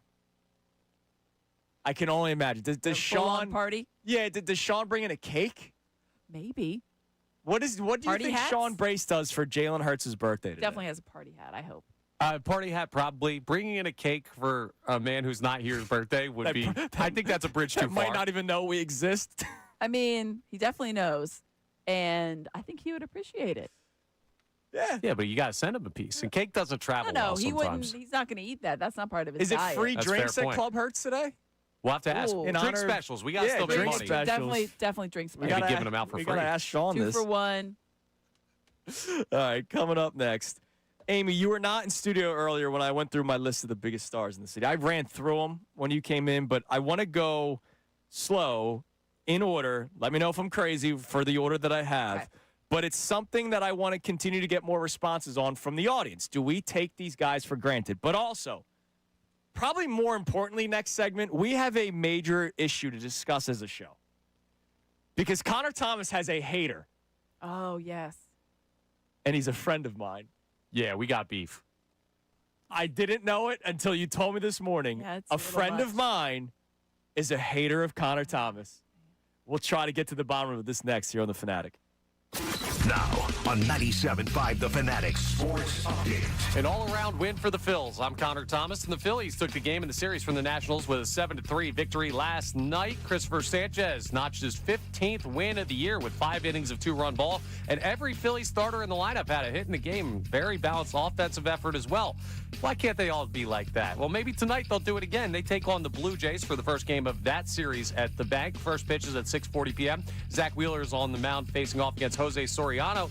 Chase Utley is going into the Phillies, or onto the Phillies Wall of Fame tonight. It's his induction night for that. Jaylen Brown met with the media for the first time as a Sixer in his introductory press conference yesterday afternoon. He got a chance to talk a little bit about where his focus is and also about the team on paper versus in practice. Obviously, on paper, we're excellent, but I've been around a long time, long enough to know that just what you have on paper don't really mean nothing. It just takes the amount of work and the transparency and the leadership can really guide this thing or not. The NBA schedule is expected to be released next week, so we'll take a look at that when that happens. The Eagles are still rolling through training camp. Nick Sirianni will meet with the media coming up at 9:40 this morning. And the Union fell to Cruz Azul 1-0 last night in League's Cup group play. Amy Fadul will be with us for the rest of the show. I'm Connor Thomas for the home of the Sixers, Flyers, and Union, 97.5 The Fanatic and the Fanatic app.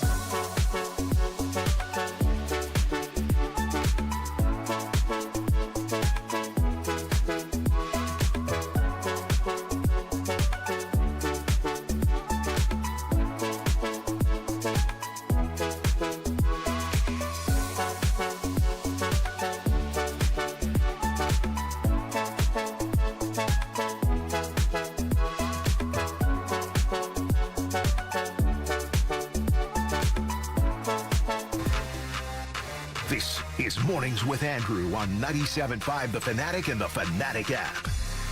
And Amy Fadul is in as well. Radio Not voices. a seam head, though. No, you're not a seam head. It is 9 a.m. here on this Friday morning. Real quick, I wanted to wait till he came back to tell this story. So Sean Rodman is out there right now preparing for Middays with Marks. I'm guessing somebody's off today, or is he doing the associate producer for Middays with Marks? I'm not exactly sure what his role is today. I'm not sure. Great question. But Sean is usually a part of this morning show as our associate producer. And so Sean Rodman. Yes. And so, I get here 5 o'clock, and then Connor comes in. I texted him too. I didn't know. Yeah, Connor comes in, and then I see Sean comes in, and then I see Shukri come in, and I go, "Which one of you's doing YouTube today?" And then Shukri goes, "Well, Austin's car is in the parking lot." Yeah. Sean did not check the schedule. Sean was working middays today and not mornings today. No. Poor guy woke up at, whatever time, 4:45. He's in Manayunk, so it's not like he's got a long drive. So 4:45 in the morning, came in, he's got his coffee. Yeah, 4:30 thinking, I'm ready to start my day. He's ready to go. He's getting the paperwork together, and he goes, "This doesn't feel right." Something's wrong. And he was not supposed to There's be an extra here, yeah. person here, and it's me. Yeah, that sucks. That's tough. Because if you did like the midday afternoon. Yeah, and then you're just, because you go get lunch. Go get something. Something you're doing at 5 a.m. So he said he got at least 20 more minutes of sleep. Because I'm the guy that if I wake up, I'm awake. Like, I can't be like. I'm with you. I'll go back to bed. Like, you can sleep. Connor's the guy that you could like that. I could be asleep before you finish the sentence. Yeah, I don't know how people do that. He might be asleep now. It's why I need certain extracurricular activities just to sleep at night. Like, it's unbelievable.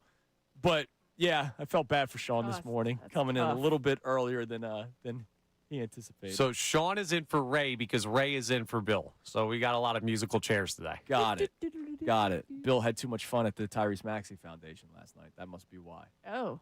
No, I'm kidding. All right. So, Amy, I went in order of who I believe is like the biggest stars of the city right now. And of course, it was my belief. So I'm not saying that it's like 100% accurate. And man, do people like to point that out right away. This is stupid. This is a horrible list. LeBron James is number one, biggest star. Extreme reaction. And star does not just mean talent. It also means marketability. It means people recognize them. He's the biggest star. He's the biggest basketball star in the world. Yeah, there will be a fan that lives in Minnesota that will buy a LeBron James Sixers jersey. Correct. I'm not a Cavaliers fan. Yeah. I had a LeBron Cavs jersey as a kid. People are LeBron fans. Yeah, so he's number one, and he's on his own level. There's nobody else that comes close to it. But then I put Bryce Harper at number 2. Mm-hmm. I saw my man Mopar chime in right. He's not number 2. Yes, he is. Who is a bigger star than Bryce Harper? Nobody. And again, it's not just talent. That's like you can put him. He's out in Kansas City. Yeah. And he's walking around. People are going to know who he is. That's Bryce Harper. Yeah. Hey, that's Bryce Harper. Yeah, exactly. So I have him at 2. I have Hurts at 3. Face of the commercials for the Olympics. Yep. He's kind of Nike athlete. Yeah, he's the Jordan brand. Like, he's kind of everywhere right now. And by the way, for his sport, won Super Bowl MVP. Like, that's not something that you just like. We can debate who should have won Super Bowl MVP. He won it. Like, he has it. He has that trophy. Yes. I put Saquon at 4 because I think he's bigger than just being a running back in the NFL. I think he's pretty well known. I maybe jumped the gun on this one, and I agreed with you guys. I didn't check the Instagram followers until later. I put DeJean at 5. Oh, no. Because I think he's like this, going to be like this. He's everywhere. Folk hero. But he's everywhere here. Yeah. And I'll be honest, I did take into account the white kid in Iowa that's probably going to be like, I could be like that one day. And like, you're not going to be that kid one day. Sorry. But like, there's people that now believe they could play in the NFL. Why you got crushed dreams? As a cornerback. Yeah. Okay, that dream maybe.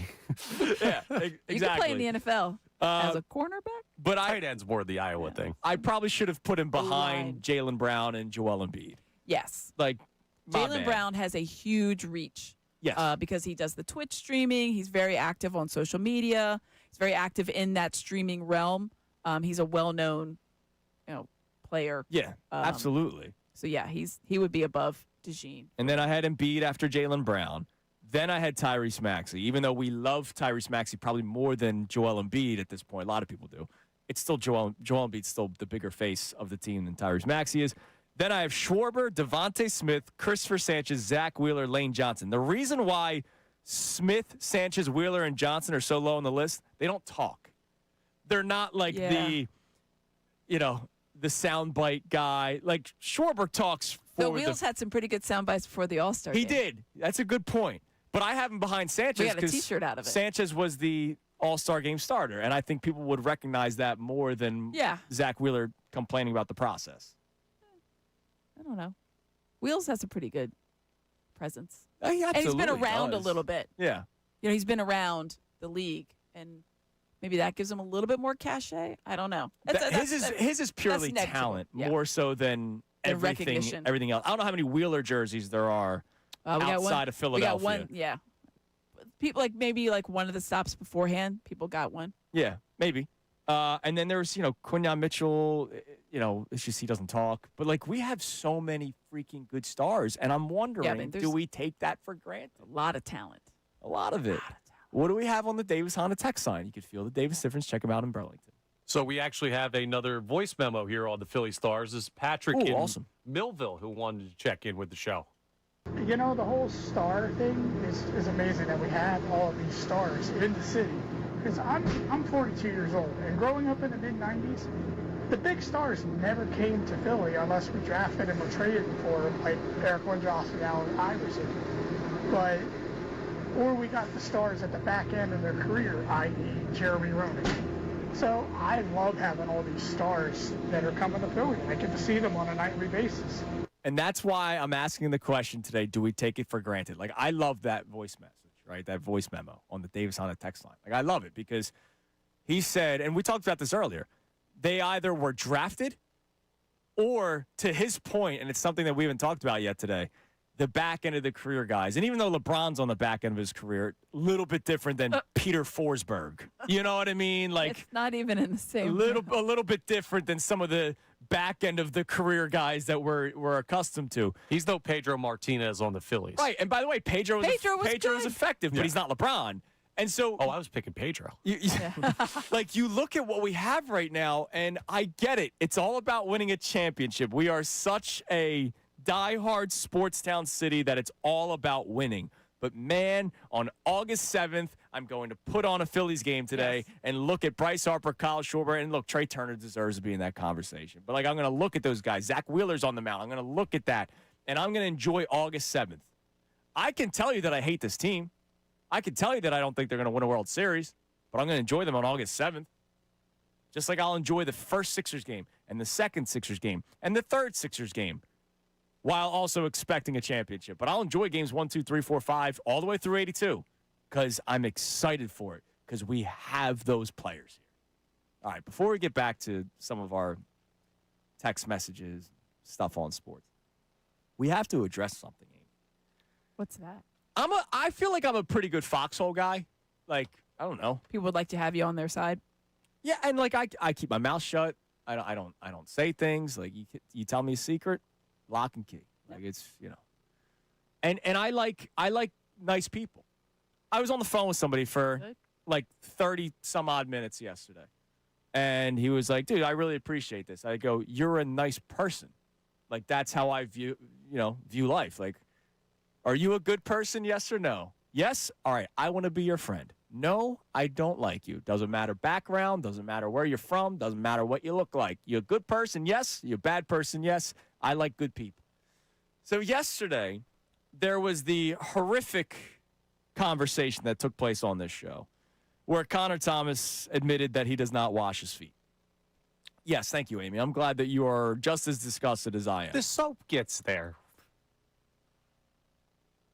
Do you want to comment? Do you wash your legs? Soap gets there too. Yeah, I go as far as I could reach without really bending over. Oh, that's a lot of information. What? No, I'm just not flexible. Have an area? Legs bend, by the way. Yeah. It can come to you. The legs can come up. It's slippery. Do you have a place to put? Do you have a place to put your foot? Yeah. Yeah. So you could do that too. Yeah, I got a bad back. Okay. Yeah. Here we go. You'll go play every Sunday league thing that there is. I've been trying to quit for years. So Amy, I was disgusted by this yesterday, so much so that I had to take to Twitter about it, and I put out a Twitter poll. I saw. And I'm disgusted to find out that Connor is not alone, and it's not alone like 2%. Here was the poll yesterday on my personal account, thanks to Dr. Avedon Appel and the team at Iron Mountain Men's Health. I said, I'm disgusted with Connor Thomas. He just said on the air that he doesn't remember the last time he scrubbed his feet and that he believes the soap running down to his feet in the shower makes them clean enough. So, how many times do you scrub your feet? Good thing is majority of people said every damn time. But not that big of a majority. 42.7%. 40.8% of people, Amy. It's a lot of faith in that soap. Agreed with Connor. Team Connor, hashtag no scrub. And then 16.5% said only when they are sweaty.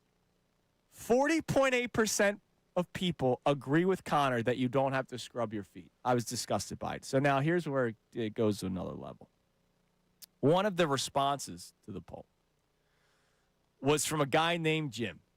And he said something pretty vulgar that I can't say on the air.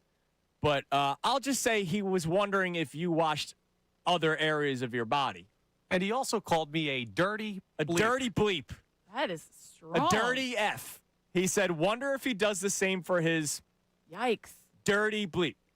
Now, I know Jim. I've known Jim for years. Great company you keep. Going back to one of Christy's cousins who got married.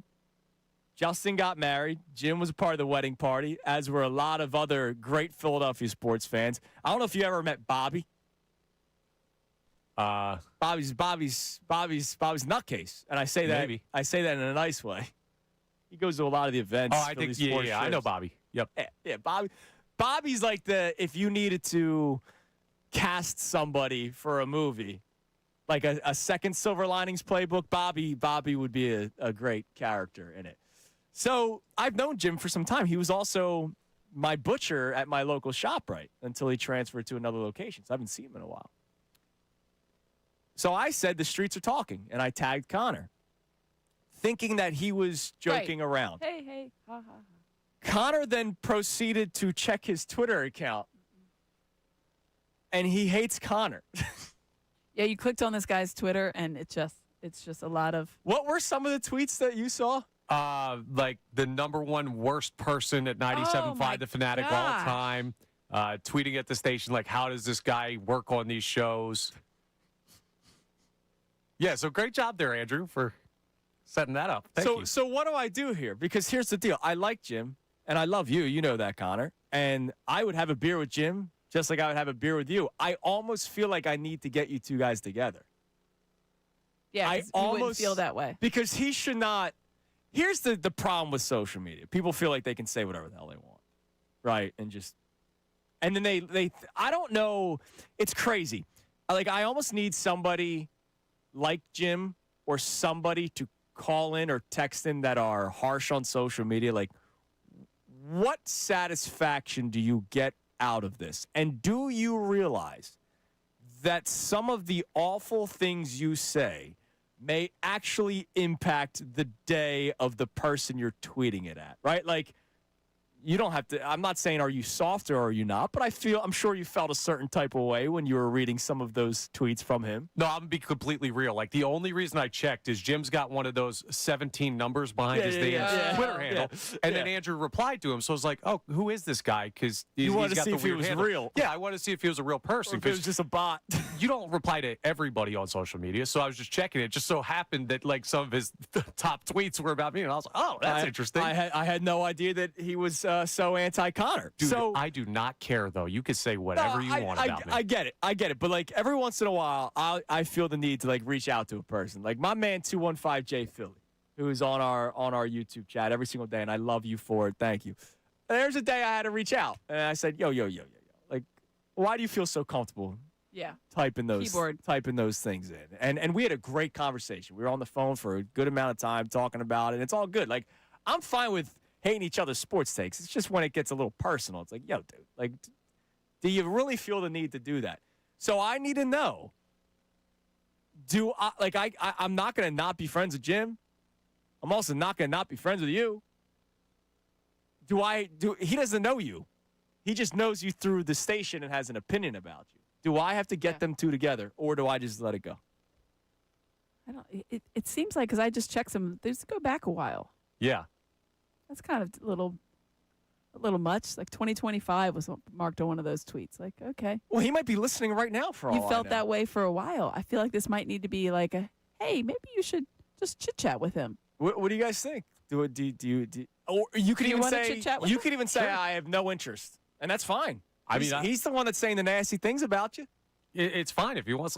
Listen, if you want to talk to me, I'll talk to you. Like, I don't take offense to pretty much anything in life, so I'm not gonna lose sleep over him not wanting to talk to me, or I will. I don't know.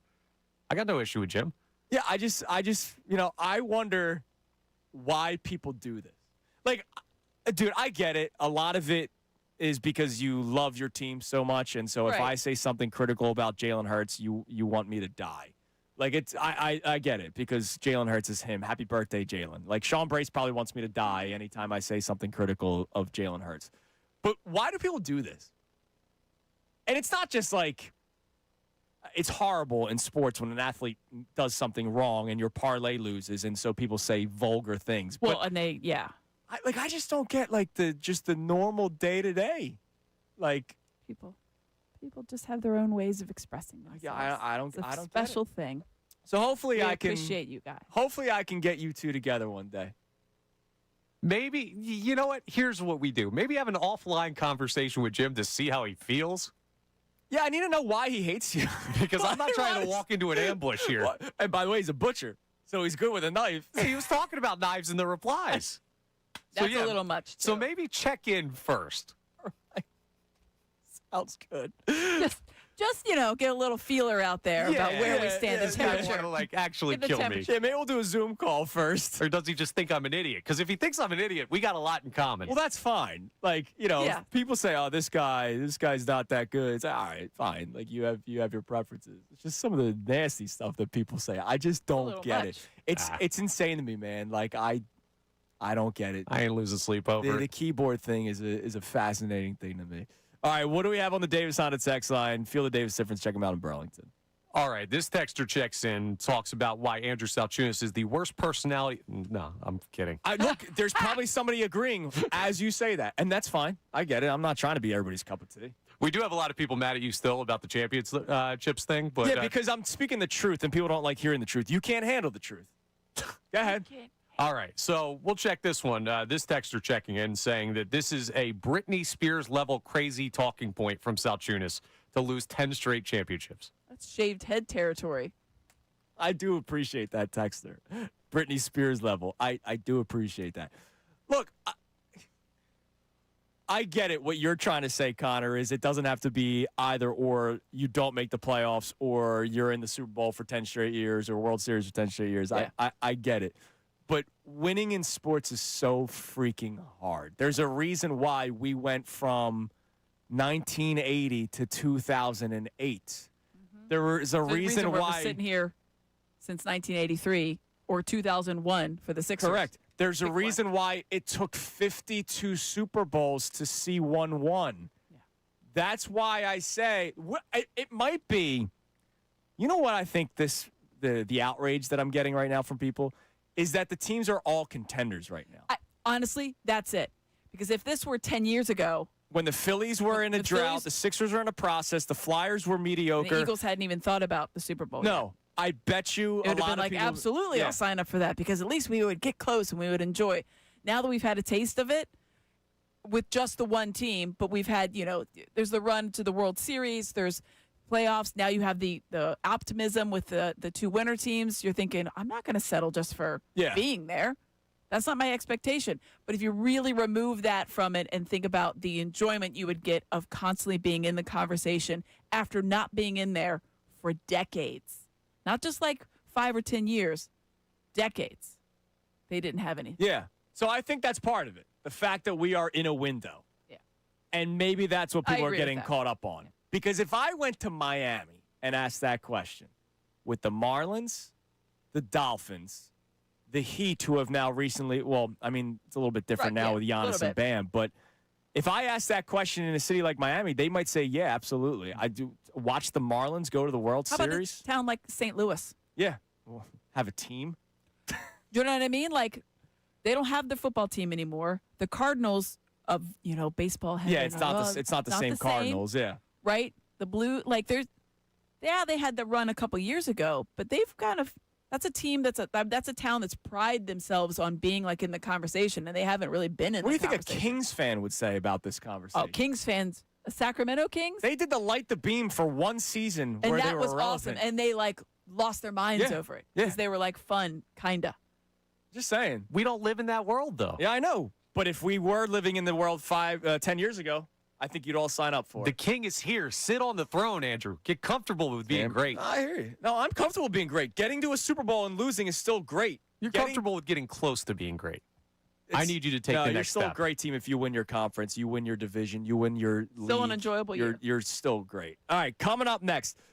This entire week, Amy, at this segment, the 9:30 segment, I have been doing like random top 5 lists. Like earlier in the week, we did the top 5 Colt platoon player heroes in honor of Derek Hill's Grand Slam. Love it. I did a starting 9 for it. In honor of Luisa Rise, I did the all-time slap hitters of my lifetime, catcher through right field. I had a position-by-position breakdown. Coming up next, I'm excited for this one because it's audio-based. Chase Utley is going to be inducted into the Phillies Wall of Fame this weekend.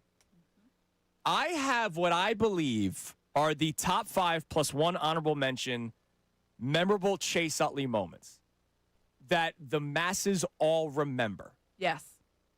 I have those. I wonder if you guys agree with them. We'll play them for you coming up next. It is Mornings with Andrew. Amy's here. Connor producing 97.5 The Fanatic. Now on 97.5 The Fanatic Sports Update. Phillies take the series. I'm Connor Thomas, and the Phillies took the game and the series from the Nationals with a 7-3 win last night. Christopher Sanchez locked up his 15th W of the year with 5 innings of 2-run ball. Every Philly starter had a hit in the game. Very balanced offensive effort as well. Now the Blue Jays come to town. This game once tonight. The next series starting at the bank. A 6:40 p.m. first pitch. Zach Wheeler faces Jose Soriano on a special night down at the bank. Chase Utley will be inducted onto the Phillies Wall of Fame tonight.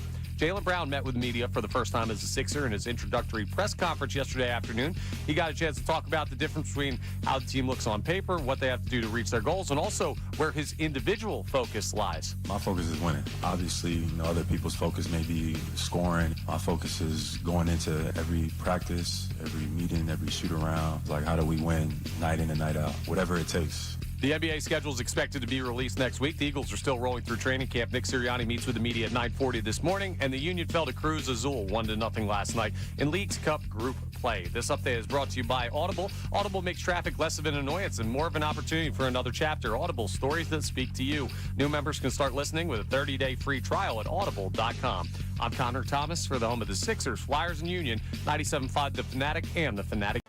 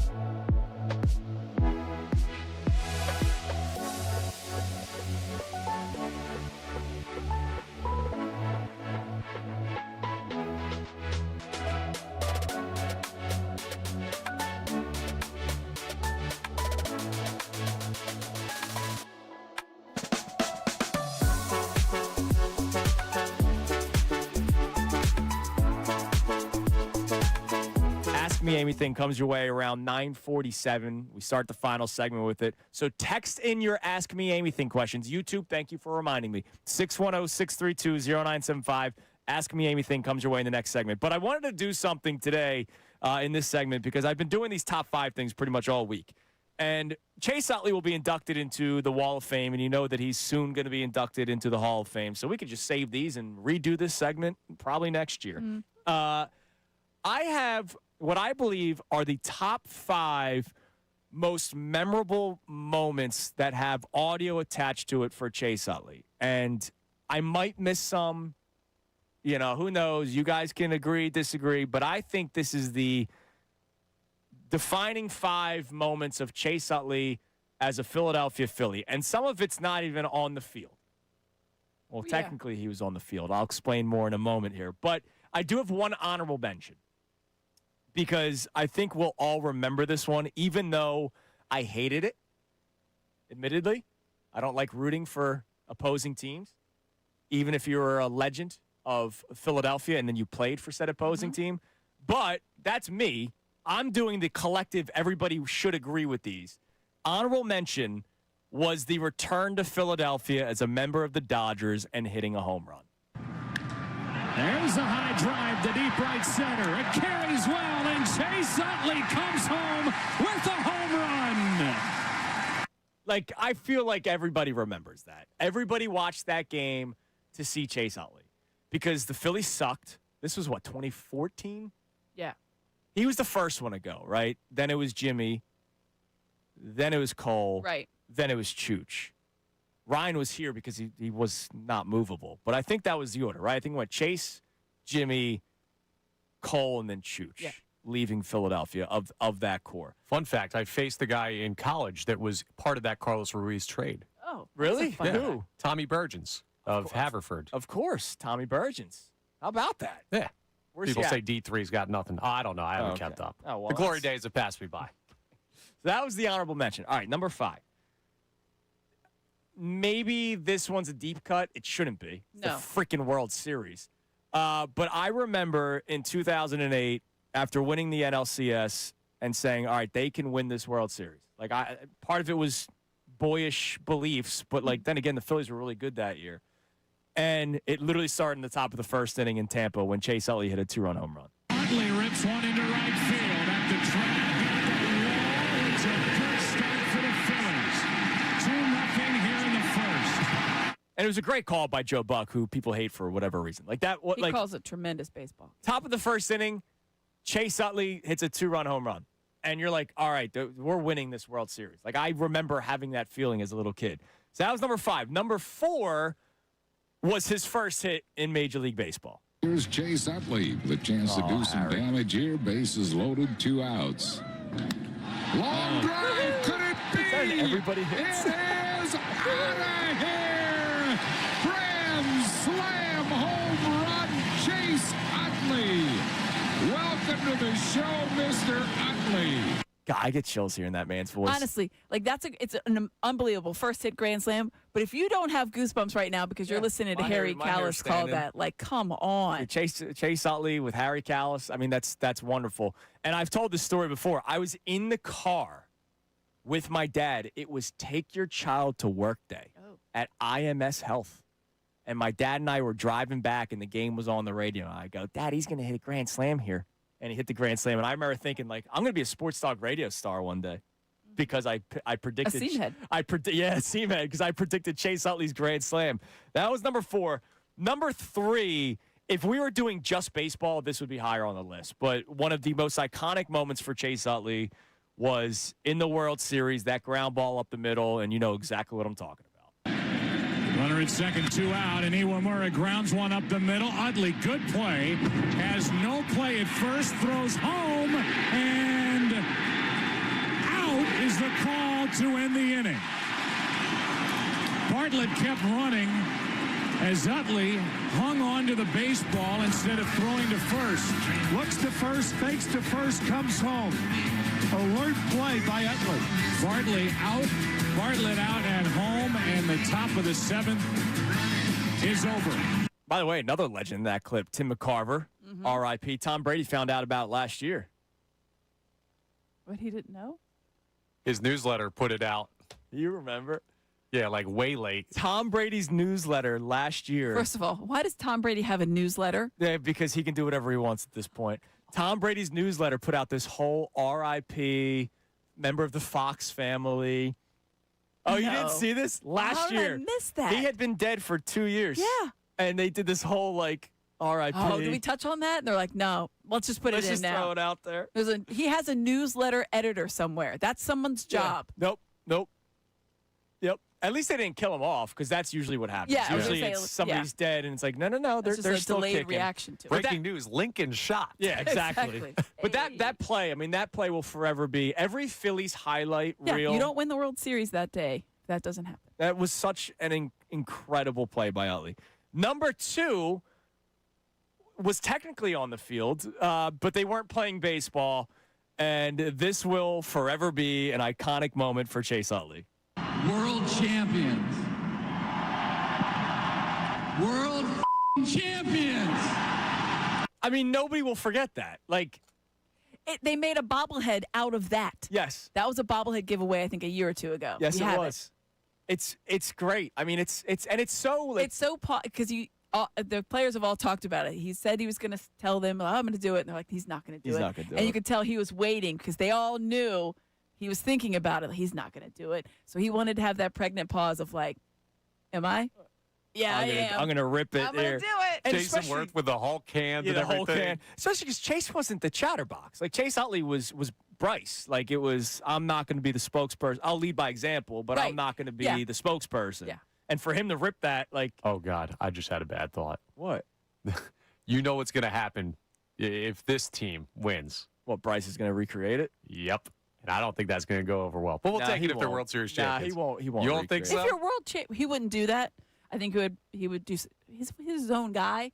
I don't care what he says. I don't care if he has Charlie Manuel's speech word for word. That's because fair. that means they won the World Series. Philly.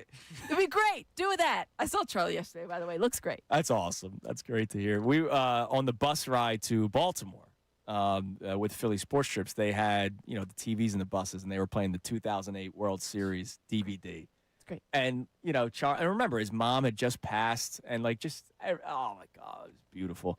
All right, lastly, Chase Utley gets credit for the play, but the reason why this is the number one clip that we will play is because of the man that's doing the play-by-play. You already heard Harry's voice once, but this Iconic. got everything started for the aura, the career that was Chase Utley in Philadelphia. This is chopped to McBride, who throws it. Chase is going to keep going. He's safe at home plate. Wow. Chase Utley, you are the man. And then that was everything. The man. He was the man. And it set the tone. There's a genuine appreciation you could hear in Harry's voice, who has called hundreds and hundreds of baseball games at that point, of like the way and the style that Chase played. Yeah. And I think that we all felt that when you watched him, but that was the first inclination of like, this is who this guy is. Yeah, he's the man. This is how he operates, and it's going to be a lot of fun. There's a couple that maybe they're just honorable mentions, because I think you could probably put them all into one, but I think any home run against the Mets is a good day. Sure. Oh, you know what? The game-winning single. Or anytime you like try to like violently break up a double play, they Yeah. changed the rules for him. Oh, yeah. Well, he broke a guy's leg. Yeah, I'm surprised you didn't have that in there as your You know what I favorite mean? moments. That was in Philadelphia. He also that was was the when he was last with the batter at Dodgers. the vet. Like there's a couple other things, but there is one that I missed, and it's one of the all-time great moments of Philadelphia sports and of my me personally. The game-winning hit when they had the ridiculous comeback against the Mets when they won 11-10. Yeah. I was on the beach. It was the week we were down the shore as a family. And my dad's listening to the game on the radio. Remember, they're making the comeback. Yeah. At this point. Not just that game, but like that entire the whole season. Yep. They're making the comeback, and my dad's got the game on the staring down. radio, and all of a sudden, families that we had no association with started creeping closer to 'Cause they my wanted to dad's hear it. radio, Yep. right? Like, my dad's radio was now everybody's TV, even though Mm-hmm. it wasn't, right? Everybody's listening to the game. And when they started coming back, I said, Dad, can I have the key to the house? And I was, 2000, that was 7? So I was 13 years old. So I was allowed to, Yeah, you go could do roam my a own little bit. thing.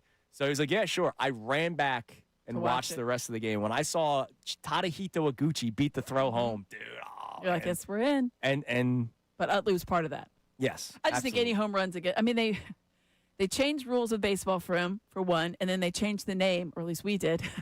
Yes. of a portion of an opposing stadium. That's true. Amazing. Yeah, no, it's amazing. All right, so those are your top 5 moments of Chase Utley. Chase Utley will be inducted into the Wall of Fame.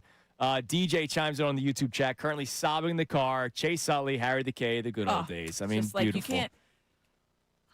you can't not get chills listening to Harry. You can't. Harry's the best. All right, coming up next, one quick football update that we will give you. It's one that you will like to hear.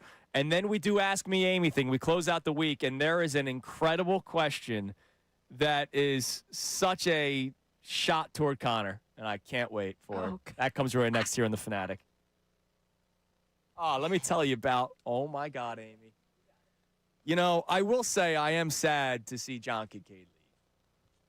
But I will say that I'm excited that I have been honored to be the man that tells you about the dumpster in a bag. All right, are you getting ready to move, or you're organizing a garage or an attic? Or if you're me in my stage of life, it's time to get rid of a lot of the baby stuff, man. You know, like there's a lot of toys that have bite marks. There's a lot of toys that have been painted on that shouldn't have been painted on. There's height chairs that aren't being used anymore, and they're dirty, so nobody wants them. It's not like I can say, here you go, sister. Do you want this height chair? No, it's got spit up all over the place, just caked on. So if you're somebody like that and you're looking to clean things up, well, you got to have the perfect solution. And that perfect solution is the Bagster. The Bagster is by far the most convenient and affordable way to help you with your cleanup. The Bagster, it's a great product, right? It's a 3 cubic yard dumpster in a bag sold at Home Depot, Lowe's, and local home improvement stores, and for only $29.99. That's only $29.99. But the Bagster, the beauty of it, it's so easy to use. Whatever your cleanup plans are, whether it's the garage, the attic, remodeling, or in my case, trying to get rid of old baby stuff, the Bagster bag can take it on. Go buy it, you fill it, and then you simply schedule your collection, and it's gone. So you don't have to wait until bulk trash day, which is something that I'm learning about in the great state of New Jersey. No, you fill it up and you go, hey, it's time for this to get picked up. Can you take care of it? No time limits, completely on demand. Just go to thebagster.com to find the store nearest you for more details. This is Andrew Salciunas telling you to clean it up with the Bagster dumpster in a bag.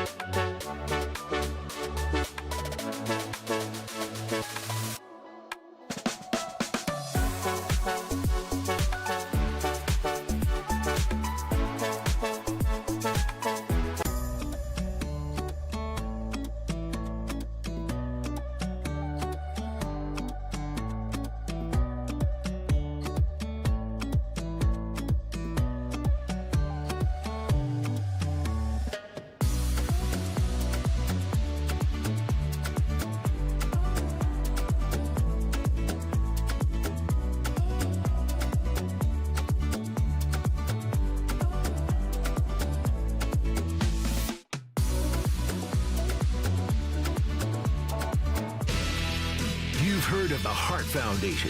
You've heard of D-Generation X. You've heard of the Road Warriors, but have you heard of the Seamheads? Andrew Salciunas, a.k.a. the host, and Connor Thomas, a.k.a. producer, are back to bring you more hard-hitting Philly sports talk on Mornings with Andrew, right here on 97.5 The Fanatic and the Fanatic app. I'll be honest, there's going to be nothing hard-hitting about this segment unless... Well, Amy could, but it has nothing to do with sports.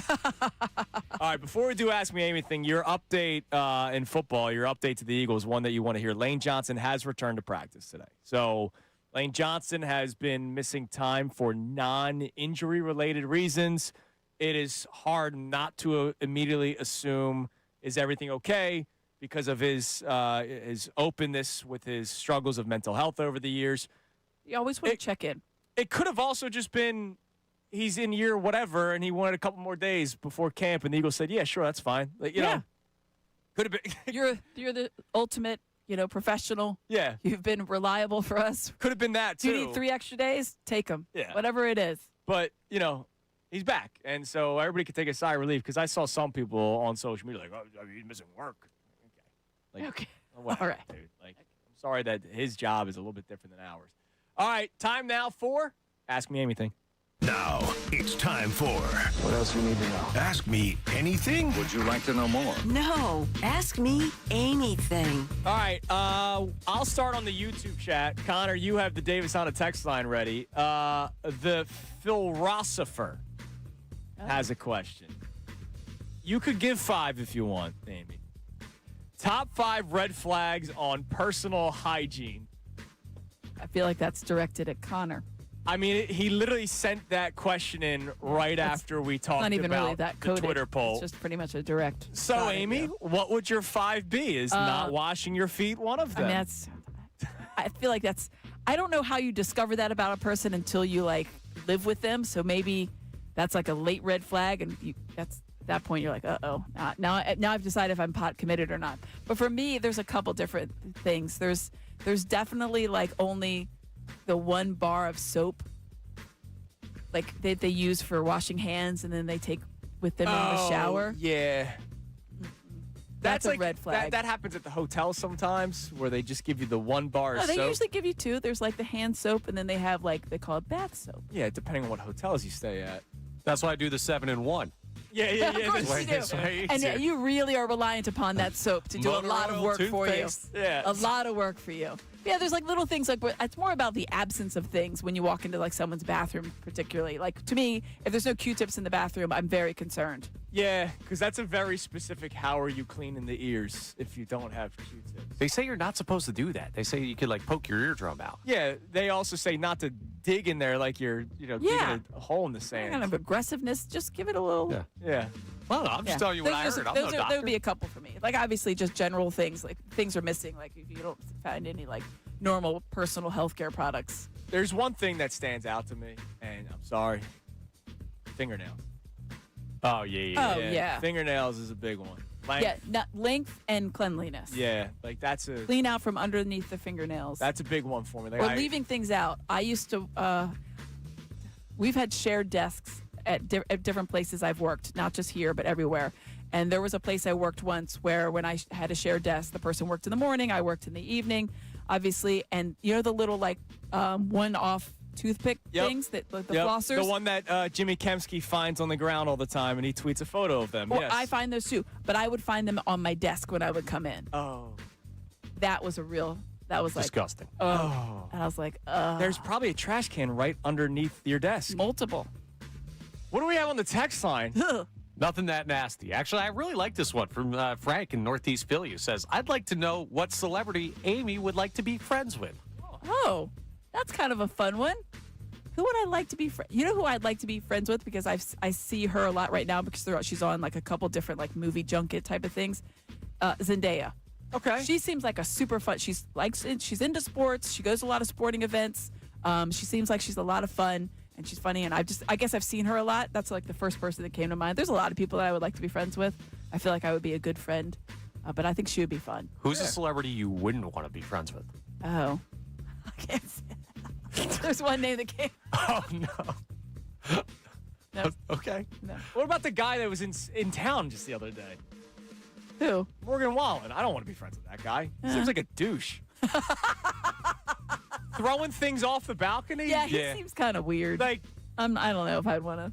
I get it. He's a big country star and people like his music, but you can say that you like a song and then not like the actions of the individual. Correct. Yeah. And like, my man's throwing furniture three stories up onto a street. He seems like not a fun time. That's a guy at a meet and greet that's probably fine, but like when he has a couple pops, yeah, he doesn't seem like a. Because think about it. There's trouble. nothing worse than having the friend. I have one. Love you, Kyle. Who was always like the. Yeah. They hit a point. You're like, now they've turned into a different person. And you're like, oh, jeez. They have like a different persona. The amount of times I had to get in the middle of things. Yeah. You know. Yeah.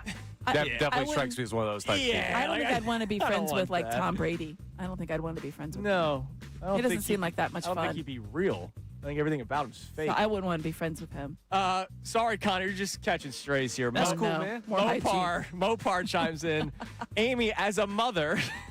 Oh, stop about my feet. Everyone leave me alone. No, the shirt. The daily shirt. Because he thinks that he wears that every day that they win. Oh, I'm saving the Philly season right now, Amy. So it smells. The shirt smells. He's wearing the same shirt every single day. It doesn't smell. I washed it yesterday. So he wants to know as a mother. Do you wash it every day? I try to. Yeah. Oh, that's not the answer we're looking for. The laundry turnover is just not fast enough all the time. But like most days, do you do your own laundry? I do. So you're in charge of the turnover rate. It takes. Don't get me started on my building. It takes like 4 cycles for my clothes to dry.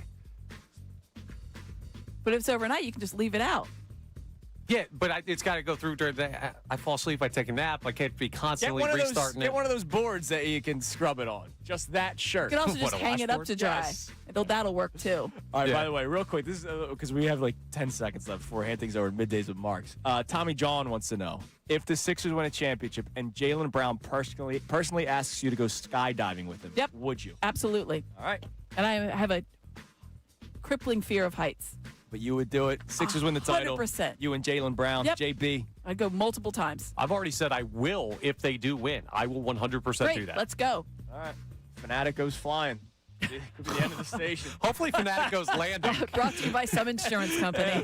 All right, everybody have a great weekend. We will be back at it on Monday. Don't forget the new show, Mornings with Marks and Salciunas, and then Brooks and Dunn, Brace and Dunn. Monday, it's hard not to say. Monday, August 17th. Everybody have a great weekend. Amy, you're the best as always, and we'll talk to you next week. Now, on